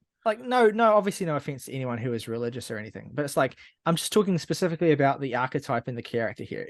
Every piece of information you gain about Macklemore as this album goes on makes him feel like even more of a kind of fake, hollow vacuum of personality who essentially is rendered completely irrelevant by any given parody of himself. Like the most annoying born again at the high school reunion. I don't even have the energy to be mad about this album. It is atrocious. It's an absolute insult.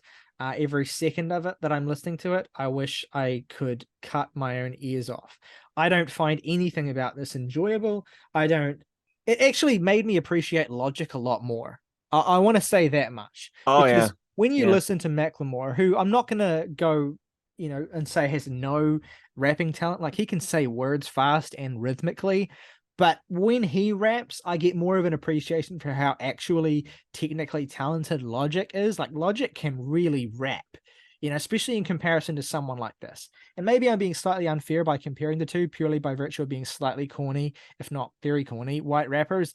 But I get more of an appreciation for Logic's sense of craft and Logic's sense of understanding who he is. And this is certainly true more and more recently. Logic understands who he is for the most part, understands what his identity and his persona is, and understands the limitations of that. Sometimes he goes beyond that, especially when he tries to really emphasize the biracial stuff and how that makes him different. Like, I'm not saying that's not real and that doesn't make you different. I'm just saying that how much emphasis Logic puts on it is just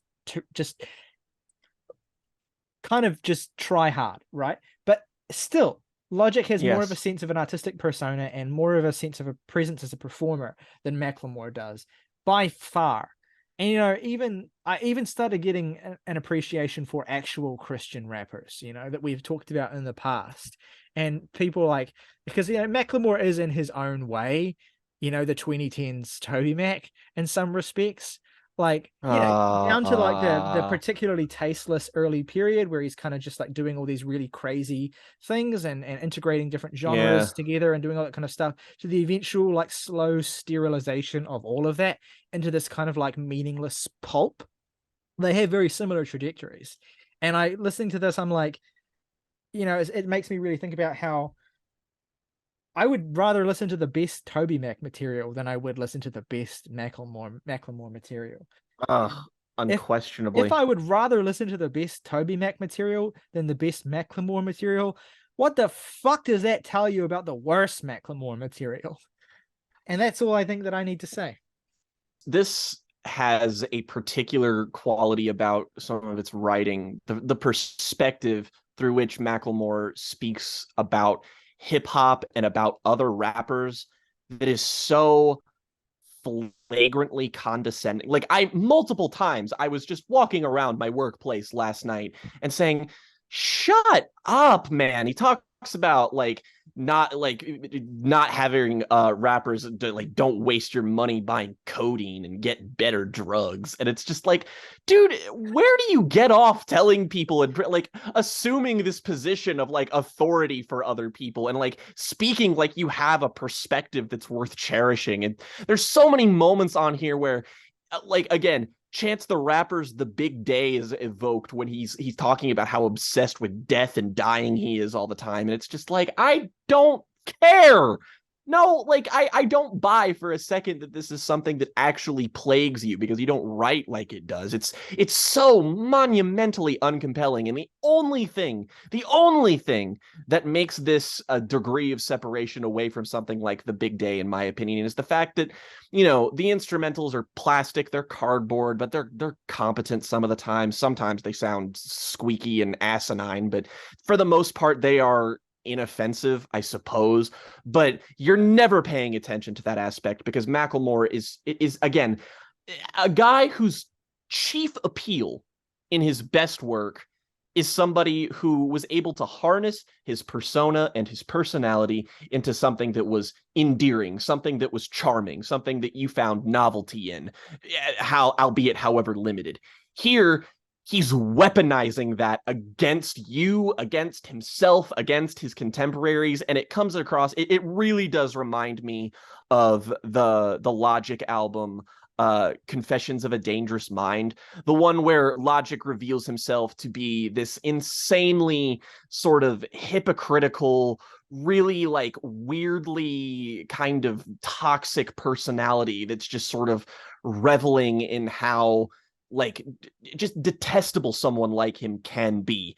And here that's the exact same thing's happening, but with no self-awareness. And it's just it is agonizing to actually listen to.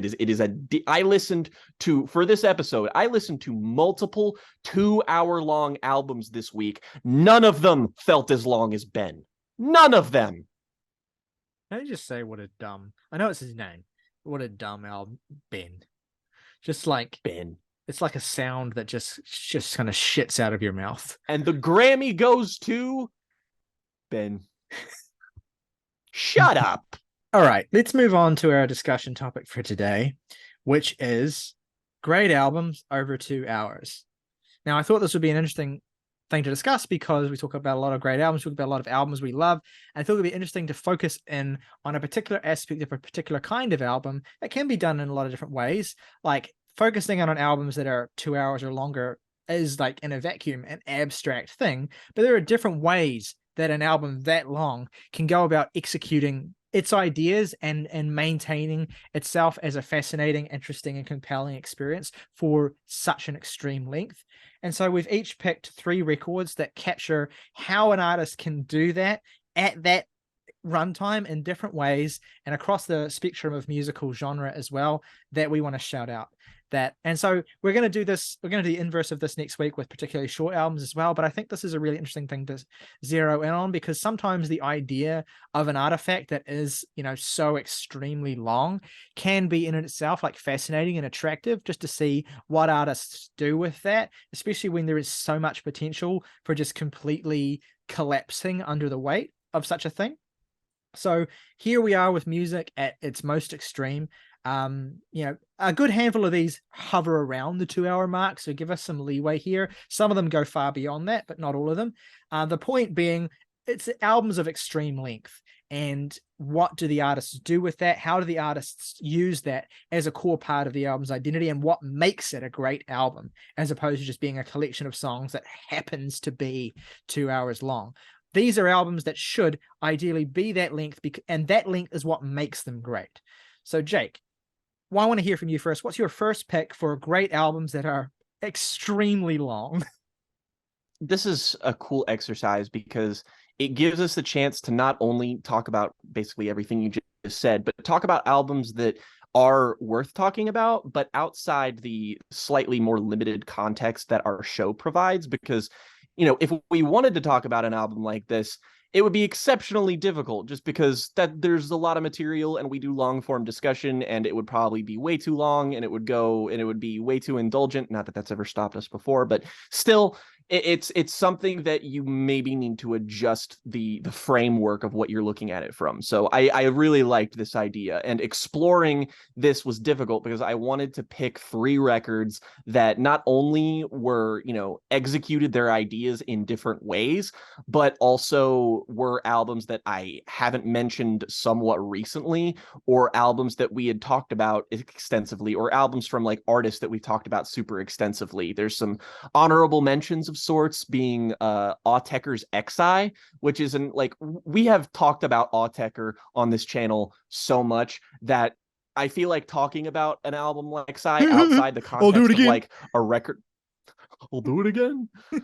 Talking about that album outside the context of like a record club between you and I feels like it just feels wrong. So I just kind of decided not to do that one, or any other applicable Autechre release, of which they have many. Same. But so that was sort of a runner up, and it's also just kind of an expected pick from one of the two of us, obviously. So I wanted to venture a little bit out of that. There were some that I do have 2 picks on here that are literally 1 and 2 minutes respectively short of 2 hours. So give me a little bit of leeway, like Ryley said. But there are some albums that certainly reach this kind of monstrous length category that still don't get quite close enough to be applicable. One being an underrated band and record that I wish I could have shouted out, but decided not to, just because it was an hour and 47 minutes. That being the album from the dark wave and gothic rock band Lycia. Their album The Burning Circle and Then Dust being one of my favorite discoveries in recent memory. Colossal double album, super good. Another band that we talk about a lot on the show is the Smashing Pumpkins, so obviously going for something like Melancholy and the Infinite Sadness, which is already something I've kind of talked about enough on this show. And again, if we want to talk about more extensively, we'll just do it in a record club. So those were ones that I hovered around picking, but instead I went with these 3. And the first of which being a band that is known for their length in terms of albums, in terms of the difficulty of which they are to sit through, and that being Swans. And we actually do have an early record club on Swans' album, The Glowing Man, which is a very long record. At one of our earlier and better record clubs, honestly. I really like how we got to sort of tear into that, and we have many different perspectives on that record. And you'll know that at least Ryley and I both loved that record. So yeah, it gives you an idea of what we look for in terms of our Swans content. But the sort of the top of the pyramid of this band for me, as a huge fan of them, which, I never really get to talk about because it's been a while since they've put out an album, and it's just kind of difficult to talk about this band in a casual context. My favorite record from them is easily the most unfriendly thing they've ever made, which is The Seer. And The Seer is an album that came around with the sort of new trilogy of records when like Swans sort of came back with albums like To Be Kind, The Glowing Man, and this. And this was a record that, like, from the outset, you see sort of like the album cover, and it's just, this little fucking dark creature, and it's really fucking scary and intimidating. And, it's a Swans album. It's not going to be full of pleasant noise. But the thing about this album that always really gets me every time I go back to it is that every time it's like hearing it for the first time, every single time I'm just caught off guard by the fact that I'm just like, I can't believe anybody made this. Like, Swans are a band that, when it comes to their raw output, they're like Miles Davis in terms of the fact that, like, half of their records are top shelf material. Like, a solid 50 to 60% of their work that they've put out over the years is like within the 8, 9, 10 out of 10 territory. Like, it's crazy how good their hit rate is. But the Seer, for me, is so appealing because it is so long, because it is so dense, and because it is so challenging. It builds on everything this band have done in the past to make them unfriendly, through utilizing not just how long it is, but how repetitive and heavy it is. I mean, the first sort of disc really emphasizes that. You have a song like Lunacy, which features both Mimi Parker and Alan Sparhawk of Low. And they on here, this really sort of repetitious call of just the lunacy, lunacy. With those, and like, then you have bow, bow, bow, bow. bow. And, you know, it's 6 minutes long, and this is easily one of the more digestible moments on the record. And by the end of it, you feel like you've been beaten by an audible cacophony. And then you immediately go into Mother of the World, which, like, the first 3 minutes of is like a one-note riff. It's just bum, bum, bum, bum. And you get this heavy breathing of just... and it's just this primal fucking nasty ass riff, and it just keeps going and keeps going. And then you get the little interlude track with the wolf, where it's just Michael Gira doing his "Now feed me." And it's really ominous. It's really unsettling. And you think you might have, like, you have an idea of what you're in for with the rest of the record. But to me, Lunacy, Mother of the World, and The Wolf, which is a segment of music that is in total 17 minutes long, is what I consider the prologue to the real album. Once you get to 93 Avenue B Blues, which is some of the most unfriendly sounding music anyone has made. Track. It starts off with this lonely fucking saxophone just being played, and it sounds like Pharoah Sanders is dying. It's just... It reminds me a lot, actually, of John Zorn. Like, I get a lot of the same energy that John Zorn does on a lot of his most out there material, from the way that horns are used in general on this album, but specifically on that track as well. Just this idea of contorting sound and bending the possibilities of the tones you can get from an instrument into this kind of howl of, you know, natural horror that's just kind of emanating from the soil. The whole album feels like you're kind of digging your way through fucking soil and just grit and mud. It's so just organic. Yeah. There's a primeval energy that just every instrument employed on this is stretched to a limit where it can barely be recognized as its instrument. I mean, there's an accordion on here, there's piano, there's a Jew's harp, there's a dulcimer, and none of it sounds traditionally like you would imagine that to be, like, you know, employed. And it's all, you know, mixed in such a way that it feels like an assault in every sense of the word. And then after that, you get, like, the one reprieve on this album, the mercifully sort of light Song for a Warrior with Karen O of the Yeah Yeah Yeahs, which is this beautiful little ballad that just sort of breaks up the two biggest sections of music here. But then after that, you get the three-way combo of Avatar, A Piece of the Sky, and The Apostate, which make the front half of this album seem comparatively fucking tame by the rest of its standards. I don't know how they fit all this into one singular mix of a song. Hell, A Piece of the Sky actually features Ben Frost, of all people, on the electronic side of things. They fucking consistently collaborated. The whole trilogy, he's an underrated aspect of the atmosphere of those albums, but God, is it so good here. Fuck!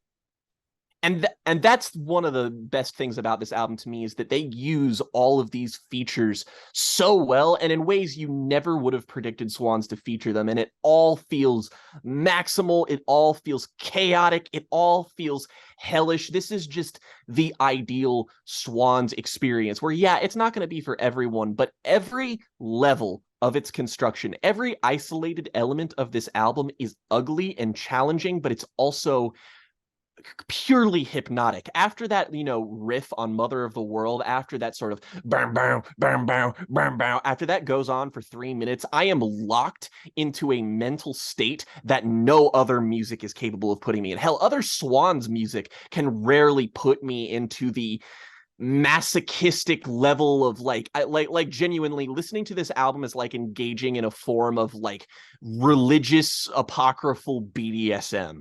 You feel like you are hurting yourself as you are listening to it.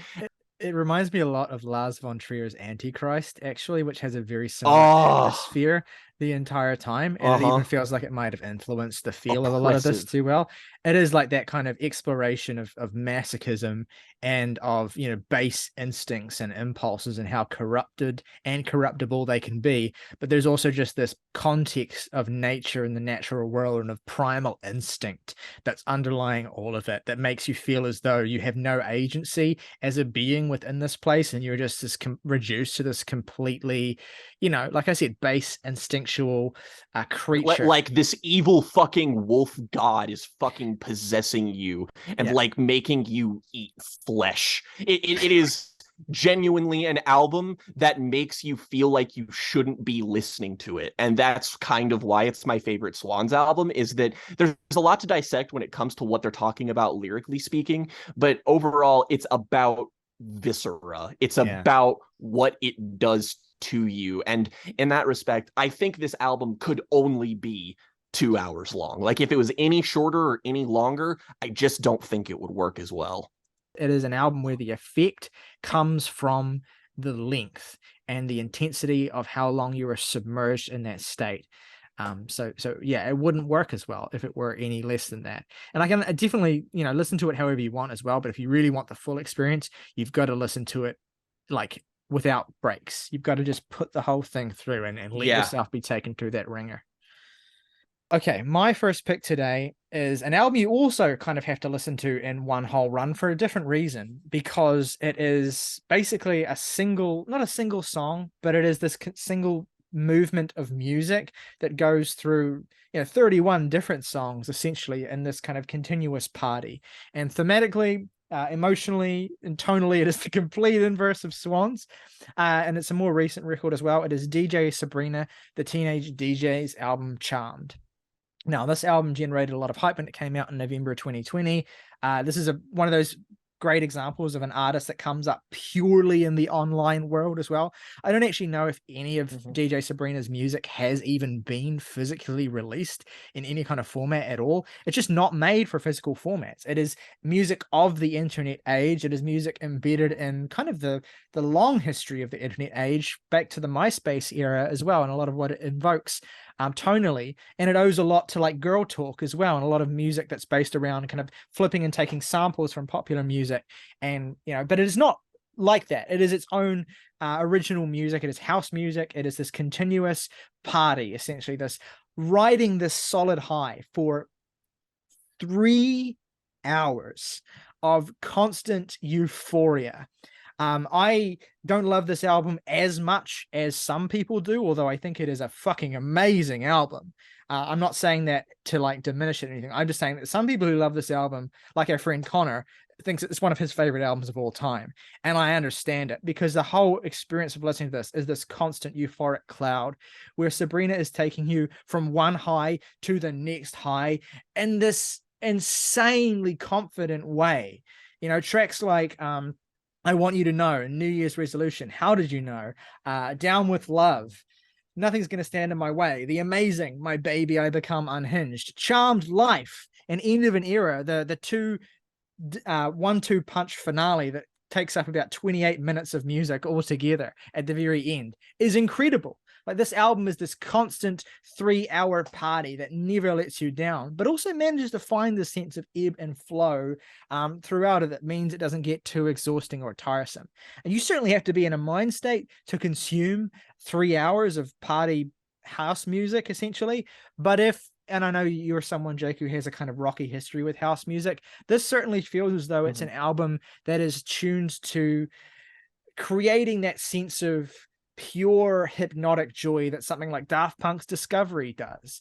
But so embedded within a lot of the retrofitted future funk and modern house music of artists like Todd Terje as well, who, have reinvigorated and brought those sounds to a new generation as well. And there's like also the whole aesthetic of it as well, the whole sort of like evoking of, like classic 60s and 70s TV and pieces of American culture as well. It's just this very charismatic and charming. Again, the title is so fitting. I didn't even do that intentionally.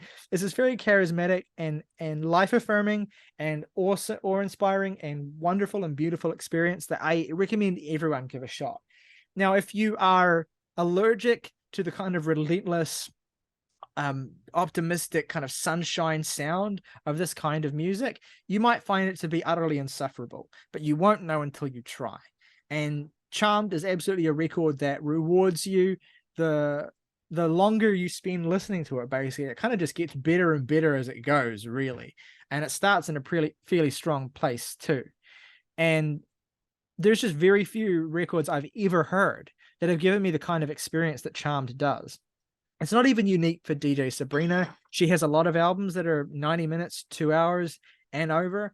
I don't know if I'll ever listen to them, and I don't mean that in a negative way. I just mean that Charmed as a 3-hour experience gives me so much and basically everything that I would want from this kind of music, that every time I want to listen to DJ Sabrina, I just put this on. I can't bring myself to listen to another record of hers. I'm sure I will someday, because she displays so much talent and she's so good at what she does. And I think if the idea of an endless 3-hour party, then that feels like a constant rave taking you higher and higher as you go, sounds like an experience you would get something out of, or sounds like something you want to test your feet with, absolutely give this a try. Again, I think one theme of this discussion as well is these might be albums people have heard of but have been intimidated by the length, and hopefully we can at the very least make that length theme seem slightly less intimidating, because there is something to the 3 hours of Charmed that as it goes on, for me at least, it doesn't get wearying and it doesn't get redundant. It feels as though it's creating this kind of rising euphoria that gets more and more hypnotic and more entrancing, and almost takes you out of your context and your body and your mind state the more you're submitted inside of it. And it is just absolutely peerless in that effect and in that power. It's also, great music for listening to while exercising or playing video games as well. I have done both of those things while listening to Charmed, and it enhances those experiences as much as it does when you're just sitting down, putting it on and letting it wash over you with nothing else going on. Great album. My first pick for fantastic records that are obscenely long.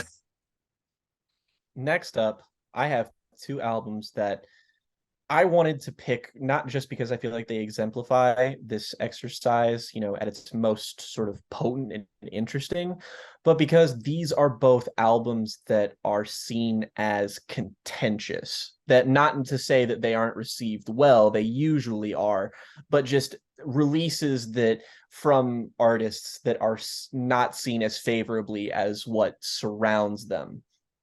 Because of one or two artistic choices, and maybe because of the length itself. But the first of which I'm going to talk about is an album that I have mentioned in passing in what we've been listening to segments, I believe at the beginning of last year, and that being an album from one of our favorite bands, that being Kentucky's own Panopticon. I am, of course, talking about the gargantuan double album, The Scars of Man on the Once Nameless Wilderness. This was my introduction to Panopticon's music. It was an album that did very well on Sputnik Music, and Morgan had recommended it to me because of that. And he had a very evocative write-up at it at the time that really struck me, that really sort of appealed to me as someone who was just getting into black metal. And as somebody who is just getting into it, I feel like I risked alienation with this album just because A, it is very, very long, and B, it is very, very oppressively designed. Not just from like a pure sound standpoint, which it actually most certainly is, but because this is kind of a deconstruction of Panopticon's sound. I won't go into too much detail with this one, just because I plan on talking about Panopticon in a greater context down the line. But this album is basically Austin's attempt to isolate the key components of his music and distill them into their most sort of logical endpoint, into their aesthetic extreme. So basically, he takes the black metal that he is most commonly known for, and that's the first half of the record, the first disc. And the second disc is the bluegrass and folk that he often blends it with. Now, for a lot of people, the very, very oppressive mixing style that was also found on And Again Into the Light is already inherently kind of alienating. When you compare the two most recent Panopticon albums to something like Roads to the North or Autumn Eternal, they're very, very distinctly murkier, darker, more claustrophobic albums. And I can understand why that would certainly put some people off. Sometimes that's just not the type of thing that you're into. Some people don't like the more lower fi aspects of black metal. But to me, I think Austin channels something really, really special on here. And for a lot of people, the synthesis of these two things is what makes him unique as an artist and what his appeal is. But to me, it's him taking the things that make him unique and making them even more pronounced, making them even more interesting. And as a result, you get a little bit more clear of a window into his artistic process and just what constructs and makes a Panopticon album. And it doesn't hurt that really the first disc of this, to be honest, is fucking peerless. Like, again, this is very, very, very unfriendly stuff. I'd say that this is even more like, claustrophobic than its follow-up And Again Into the Light is, which was our album of the year that it came out, but we sort of had to make a case for the production being the way that it was and it being integral to the experience. And I think that that is doubly true here because it is about immersing you in pitch black abyssal darkness. And as a result, he kind of achieves a new level of his sound to the point where it becomes so atmospheric and so murky that it turns into, from atmospheric black metal, into just straight up black gaze at points. There are parts of this that sound like Death Heaven's Sunbather. And frankly, if you don't find that at least a little bit alluring, a Panopticon album that goes for, the Death Heaven vibes, then I don't want to know you, because off the bat, that sounds dope as fuck. And honestly, this is I mean this wholeheartedly, and Again Into the Light is my favorite metal album of all time. This front half of Scars of Man, this is the most consistent music Austin has ever made. Compositionally, texturally, this is fucking perfect. If you can get on this album's wavelength for what it's doing here, at least this A-side, this is going to be some of the, you're just going to respond to this very strongly. I can understand maybe it not working for everyone, just because, again, it is very intentionally antagonistically designed, very much like the Swans album, but there is a distinct level to which I feel like you can kind of fill in the gaps here. You can sort of just get on the wavelength of this, and it becomes this otherworldly experience. It's the exact opposite of And Again Into the Light, which is why I think that's such a brilliant follow-up of an album, is because this record really takes you and puts you into the dark, and then that one takes you from the dark and pulls you into the radiance of the light above. Whereas this is a very fraught record that deals with themes of isolation and being disconnected from culture and nature and the depression that brings on. But another thing that put people off about this album, that at the time, it was obviously something that was very relevant, in that being, this is a political album, which is more shown in its B-side, which is just the folkier stuff. And I'll admit, this is an acquired taste. This is not as consistent or as hard-hitting as the front half of this record, but that's because it's not supposed to be. And I'm not saying that it's not supposed to be good. I'm saying that it's a different flavor. It's a different mode, and you have to consciously shift into that. But these songs are thoughtful. They're layered. They are showing you a deeper insight into who Austin is as a person, the things that plague him, and the things that plague the world that he cares so much about. You really get a sense of how in tune he is with nature and how much he cares about his home and his homeland and the culture that brought him up, and also conflictingly resents a lot of the toxicity and hatred and bigotry that comes from that culture and a lot of the people that perpetuate it. And he never writes about it in a way that's, you know, political to where he's like, you know, naming names or anything, but it's like, it's always about people who are powerful exploiting those who aren't. And this is not new to Panopticon. Kentucky is an album that has samples, audio samples of protests for coal mining and the coal mining industry woven into those songs. Like that, this has always been with his music. And I just feel like this is a logical extension of that, that also gives you an insight to Austin that you didn't get before, because the lyrics on Panopticon albums are, largely speaking, very textural. It's why he doesn't release the lyric sheets to his records. But here, more than ever, you actually get to hear him. You actually get to see him as a folk artist, and it's an illuminating, interesting context that I feel like is supremely undervalued as a part of the artistic canon of the band. And no, it's not going to work for everyone the way it does for me, but I didn't take an adjustment period just because I knew what I was getting into when I listened to this for the first time. So if you go into it with those adjusted expectations, I think that you'll find that this is way more rewarding than a lot of people have made it out to be. And I just really appreciate him taking things as far as he did, because you get one extreme heavy side and you get one side that relents from that. And I think that for being a 2-hour long experience, it's paced exceptionally well. I really wouldn't have it any other way. It's my second favorite album of his, but it's honestly just as good as something like And Again Into the Light, which I feel like is sort of a paragon that I would hold up. But this also is, it's just for different reasons. It's very much Austin's And Justice for All, if I had to make a comparison. Beautiful. You know, we mentioned, or I mentioned John Zorn before when we were talking about The Seer by Swans as an influence on the very avant-garde and extreme direction with which the band take the use of jazz instrumentation, particularly the use of saxophones and brass instruments and that kind of thing. And my next album is another record that I think is absolutely influenced by the kind of innovations and extreme places to which Zorn took his brand of avant-garde jazz and even no wave to certain extents. And it's an album that came out in 2020, another album from 2020, that was a fascinating fusion of two genres that at the time sounded very distinct to me. And I feel like more and more since then, we've had these kinds of fusions become more and more popular. But it's an album that fuses avant-garde jazz with drone metal.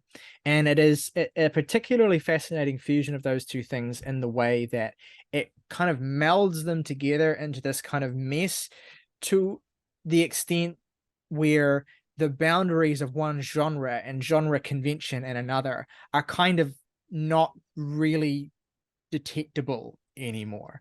The album is from a band called Neptunian Maximalism. It is called Aeons. Neptunian Maximalism is a Belgian, I guess, again, adventurous drone metal jazz band.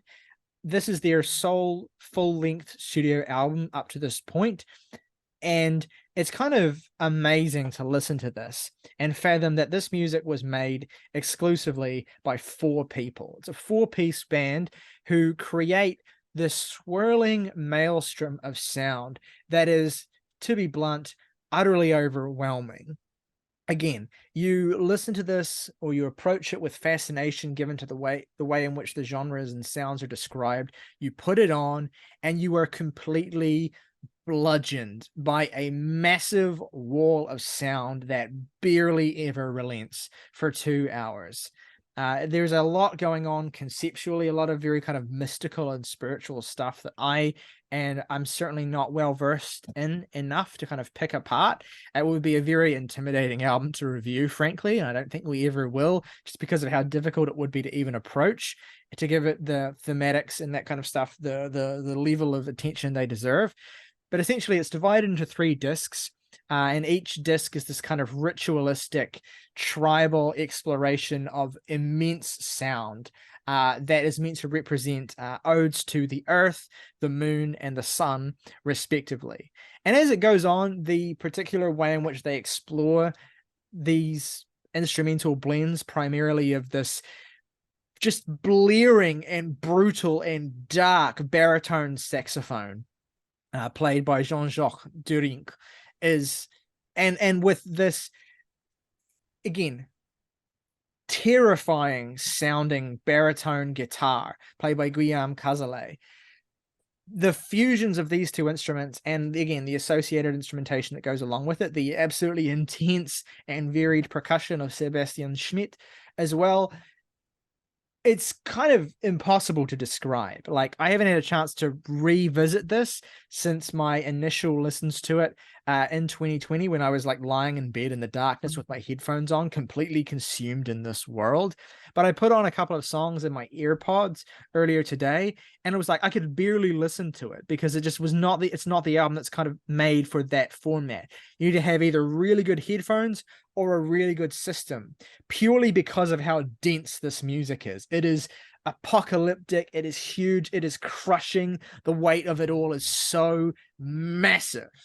And the tone changes as the album goes on. Like, the 3 different parts, the 3 different discs are definitely distinct enough to understand that they're going for a separate thing. It gets a little bit more sort of slower paced and a little bit more atmospheric, I suppose, for lack of a better word. As it goes on, it really front loads the most, intense and grimy and metallic material with its ode to the earth. But man, the whole experience is unlike anything else I've ever heard. And in the last few years, I have increasingly been more open to these bolder, brasher, more intense musical exercises. But I've still never heard anything that is quite as out there as Neptunian Maximalism's Aeons.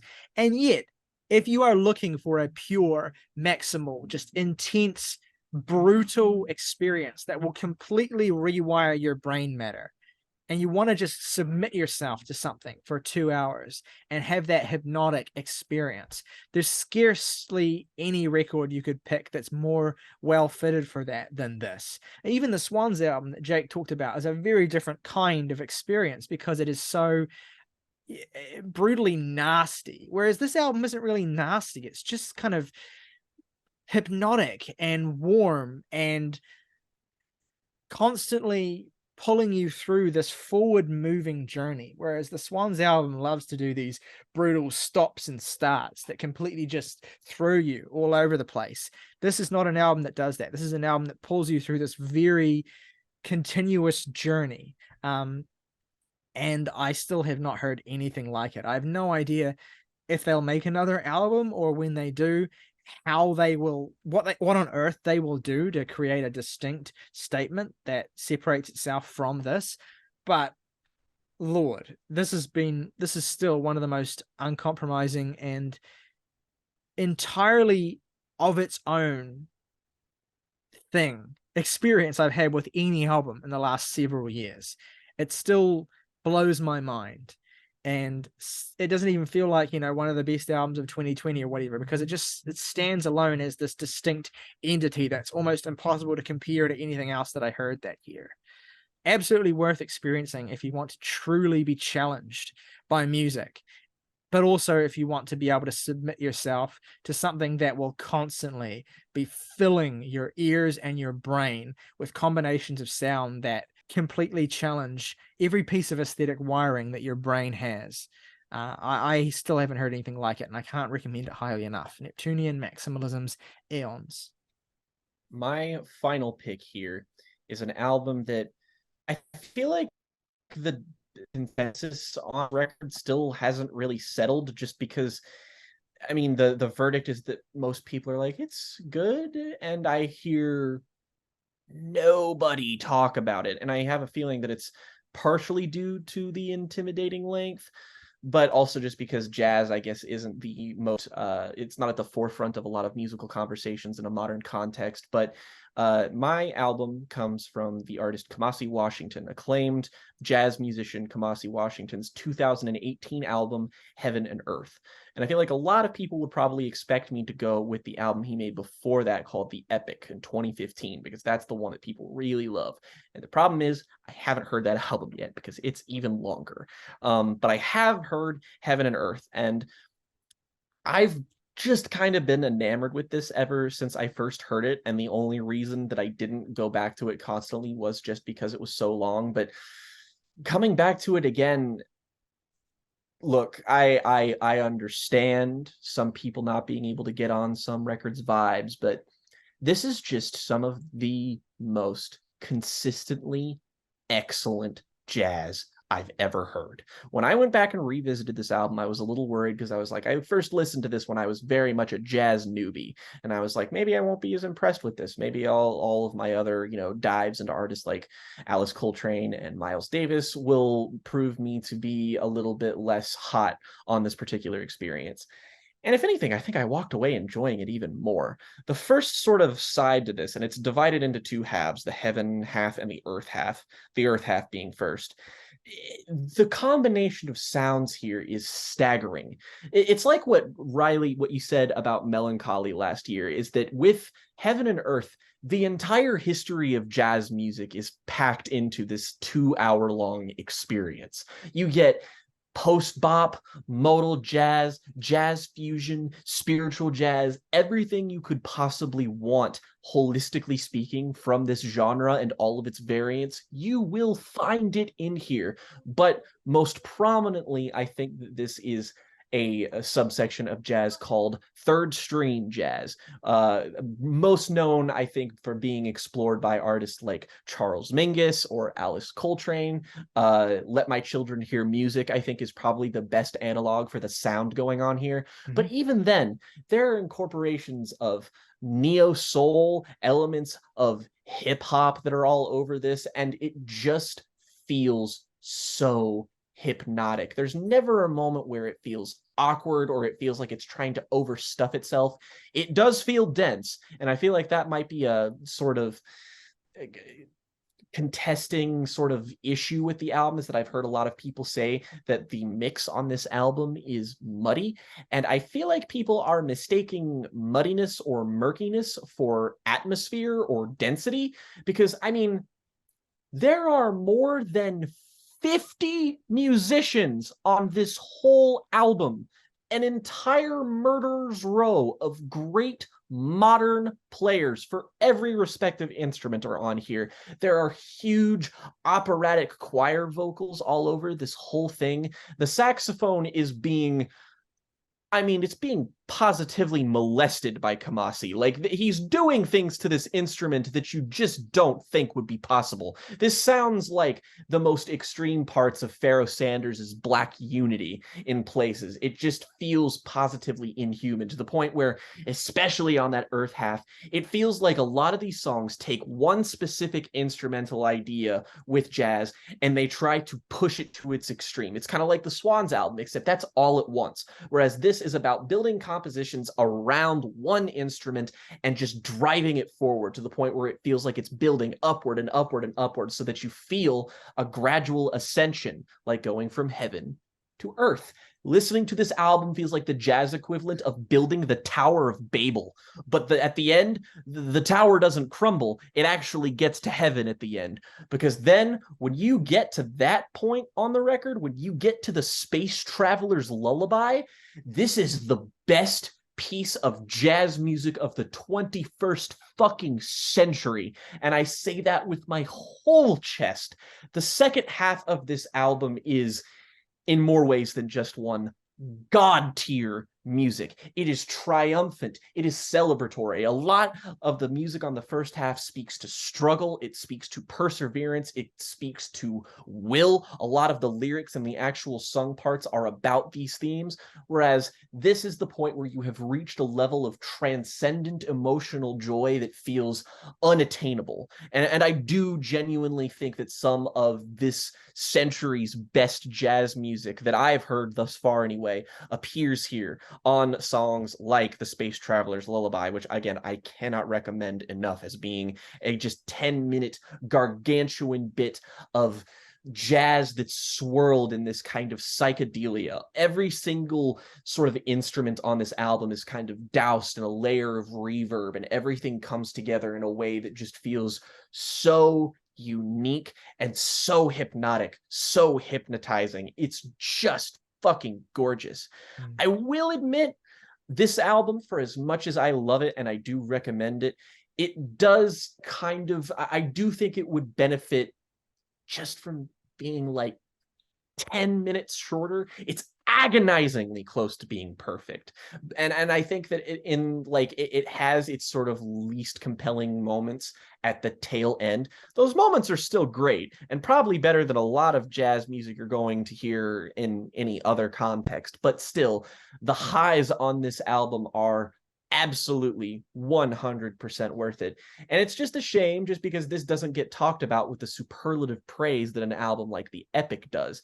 And again, I haven't heard that record yet, so sure, my thoughts might change, but this is a work that is clearly delivered by someone who is a musical fucking genius, a compositional wonderkin, somebody who clearly evidently knows what he's doing purely because he managed to finish the fucking album.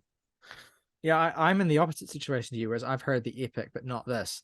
But I think that this weird sense that this album is in any way less popular is purely a rate your music thing. This album was reviewed more favorably by critics than the Epic was. I mean, they were both reviewed very favorably. It has a higher Metacritic score, got more reviews in general. Oh, that I didn't know. It's pretty widely seen as a masterpiece by music critics. So it's weird. It's a weird artifact of online communities sometimes. That well, I knew that because of Rate Your Music. It seems to be more mixed, and because Anthony Fantano gave it a notoriously lukewarm review after really loving The Epic. So I mean, yeah, it just seemed, and it's just an album I haven't heard anyone talk about. So 2 and 2 equals 4. I think definitely reflective of the kind of circles we run in and how ill-equipped they are to effectively evaluate jazz music. But yeah, I haven't heard this album. I think that is certainly a result of that, and I agree with. I haven't heard this one. I definitely really do want to listen to it because I love so much of the Epic. Even if I do think that album is a little bit, too long. This album's I think a little bit shorter than that as well, so maybe I'll like this a little bit more. But yes, that feels very arbitrary. I think that the kind of Kamasi's not only an amazing performer, but an amazing band leader, an amazing composer as well. And there's a lot of backlash towards him. I think maybe some of the lukewarm online community responses to this album are at least probably a product of the album and more a product of how reactionary jazz heads resent how he's seen as the one great, jazz band leader of the 2010s or whatever. And that's, a whole different discussion in its own right. It feels very much like a product of insular communities, being mad that one particular artist is taking all of the critical shine over their underground faves or whatever. But from what I can tell, and from what I have heard of Kamasi, he's an immensely talented arranger and an immensely ambitious conceptual artist. So absolutely check this out. I am very excited to give it the time that it deserves as well. My final pick today is probably the album that maybe most music nerds are familiar with. It's certainly an album from an artist who's very much, celebrated by the online music nerd culture, even though they originally attained success in the 2000s through traditional platforms of basically appealing to music journalists and alternative media and building their catalog gently, slowly, and very purposefully. This is an artist who doesn't release music very often, but every time they do, it is music that is laser focused with conceptual purpose and that expands the entire breadth of what this artist can do musically and compositionally. They're an amazing artist that has never stepped a foot wrong once and continuously rises from strength to strength. The artist is Joanna Newsom, harpist on one hand, but also immaculate composer and incredible songwriter. I mean, this woman's lyrical talent is boundless. And most people know her for 2006's Is, which is her most critically revered album. Again, an immensely dense album from a songwriting standpoint. I mean, just 50 odd minutes of endless lyrical poetry. Like, she is speaking, singing basically constantly on that album. And it is a complete mind-melting whirlwind just to absorb everything she's doing. And it's all incredible. But my favorite Joanna Newsom album is hands down 2010's ambitious triple album, Have One on Me, which pushes it past 2 hours to be her loftiest and most far-reaching statement, just in terms of the sheer scale of it all, but has an intimacy to its personal narrative that deeply contrasts with how it might present itself to you as this, rambling, endless thing. Make no mistake, Have One on Me is a very personal and direct concept album about the loss of love and the eventual survival through heartbreak. It is an album that tracks in a very linear fashion a narrative of Joanna falling in love, embracing the overwhelming power of that love, having her heart broken and coming to terms with the end of that love, and then being reborn. It has this kind of not explicit, but sort of implicit sort of seasonal structure to it, where the periods of this relationship and of the love and the breaking out off of that love and the end and the rebirth and all that kind of thing feels as though it's tracking through a seasonal scale of stages. And this album is a masterpiece. Like, I actually don't have the words to really emphasize how amazing this record is from a moment to moment basis. It never stops being a masterclass in songwriting and emotion. And this is the thing that really gets me through and through. Like, I appreciate amazing composition as much as anyone. And Joanna is an incredible composer on all of her records, but none of her albums have the intimate emotional directness that Have One on Me has. You are consistently through this entire record in it with Joanna. She is giving you this personal story and you are embedded within it. You are allowed, and she allows you to be carried through this journey right at her side the entire time. And this intimacy and connection that she forges with the listener makes its 2-hour runtime feel like a breeze. Now, don't get me wrong, emotionally, it is a devastating album that will take a lot out of you because it goes to some dark places, and the rebirth and the triumph that it reaches by its conclusion make you feel as though you have been exercising some real pain and come out the other end feeling incredibly strong, but you still do go through that pain. I mean, Baby Birch is easily one of the 10 most devastating songs I have ever heard.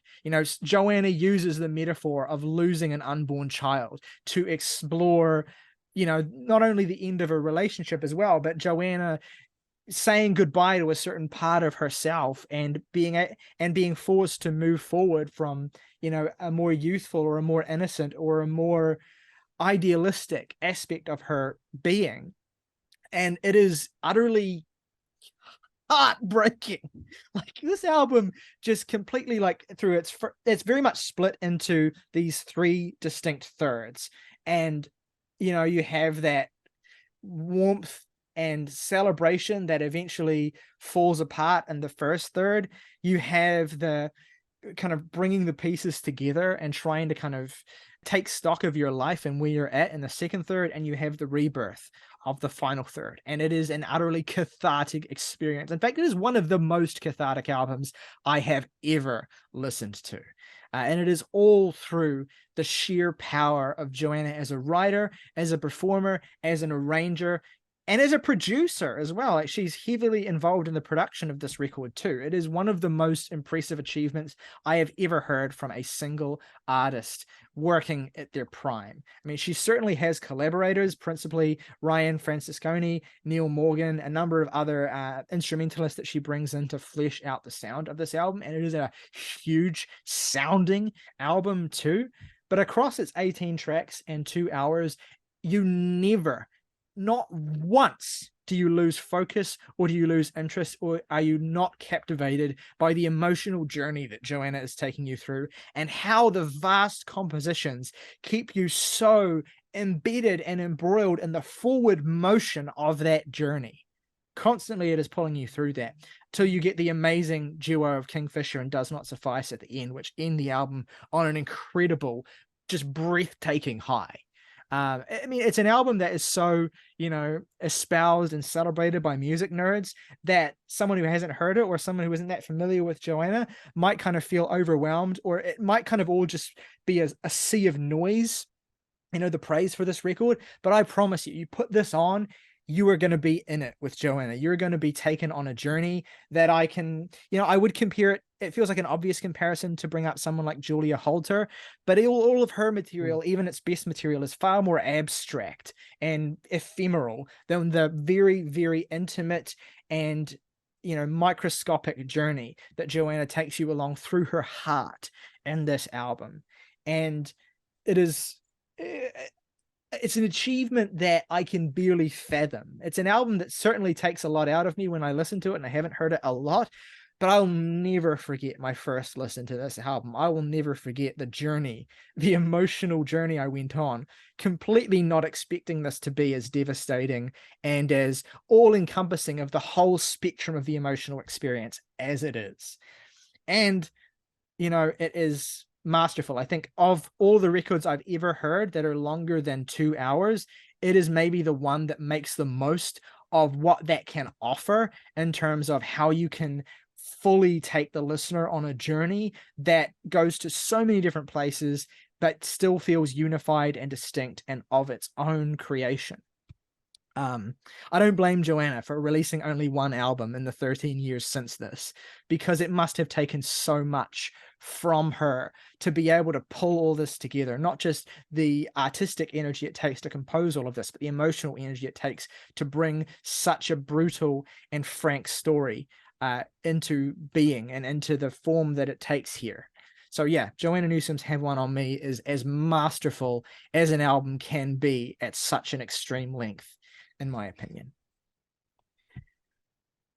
Deep breath. That brings us to the end of our discussion today and to the end of our Now episode. We want to hear from you. If you've heard any of the albums that we've talked about today, we'd love to hear what you think of them. But if you also have your own albums that are of obscene, vast lengths at 2 hours or longer and work because of those lengths, not in spite of them, let us know in the comments below. We want to hear your recommendations. We want to hear your experiences. If you have any other thoughts you want to add on anything else we've discussed today, we'd love to hear it too. If you enjoyed this video, please consider giving it a like and subscribing if you haven't already. Both those things help us out so much. Not as much as your comments, though. Comments are the lifeblood, really. They keep us going. We see all of them, and we love to see them as well. So, yeah, chime in if you have any words to say. Always feels good to see what you think. If you want to go above and beyond and support us directly, you can hit the join button for just $1 a month. Become a member of the Jams and Tea family. Get your name in the title call of every video on this channel. Plus, if you have any music you want us to listen to and feedback on, your recommendation will go to the top of the pile. Anyway, folks, until next time, rock over London, rock on Chicago, IMAX, think big.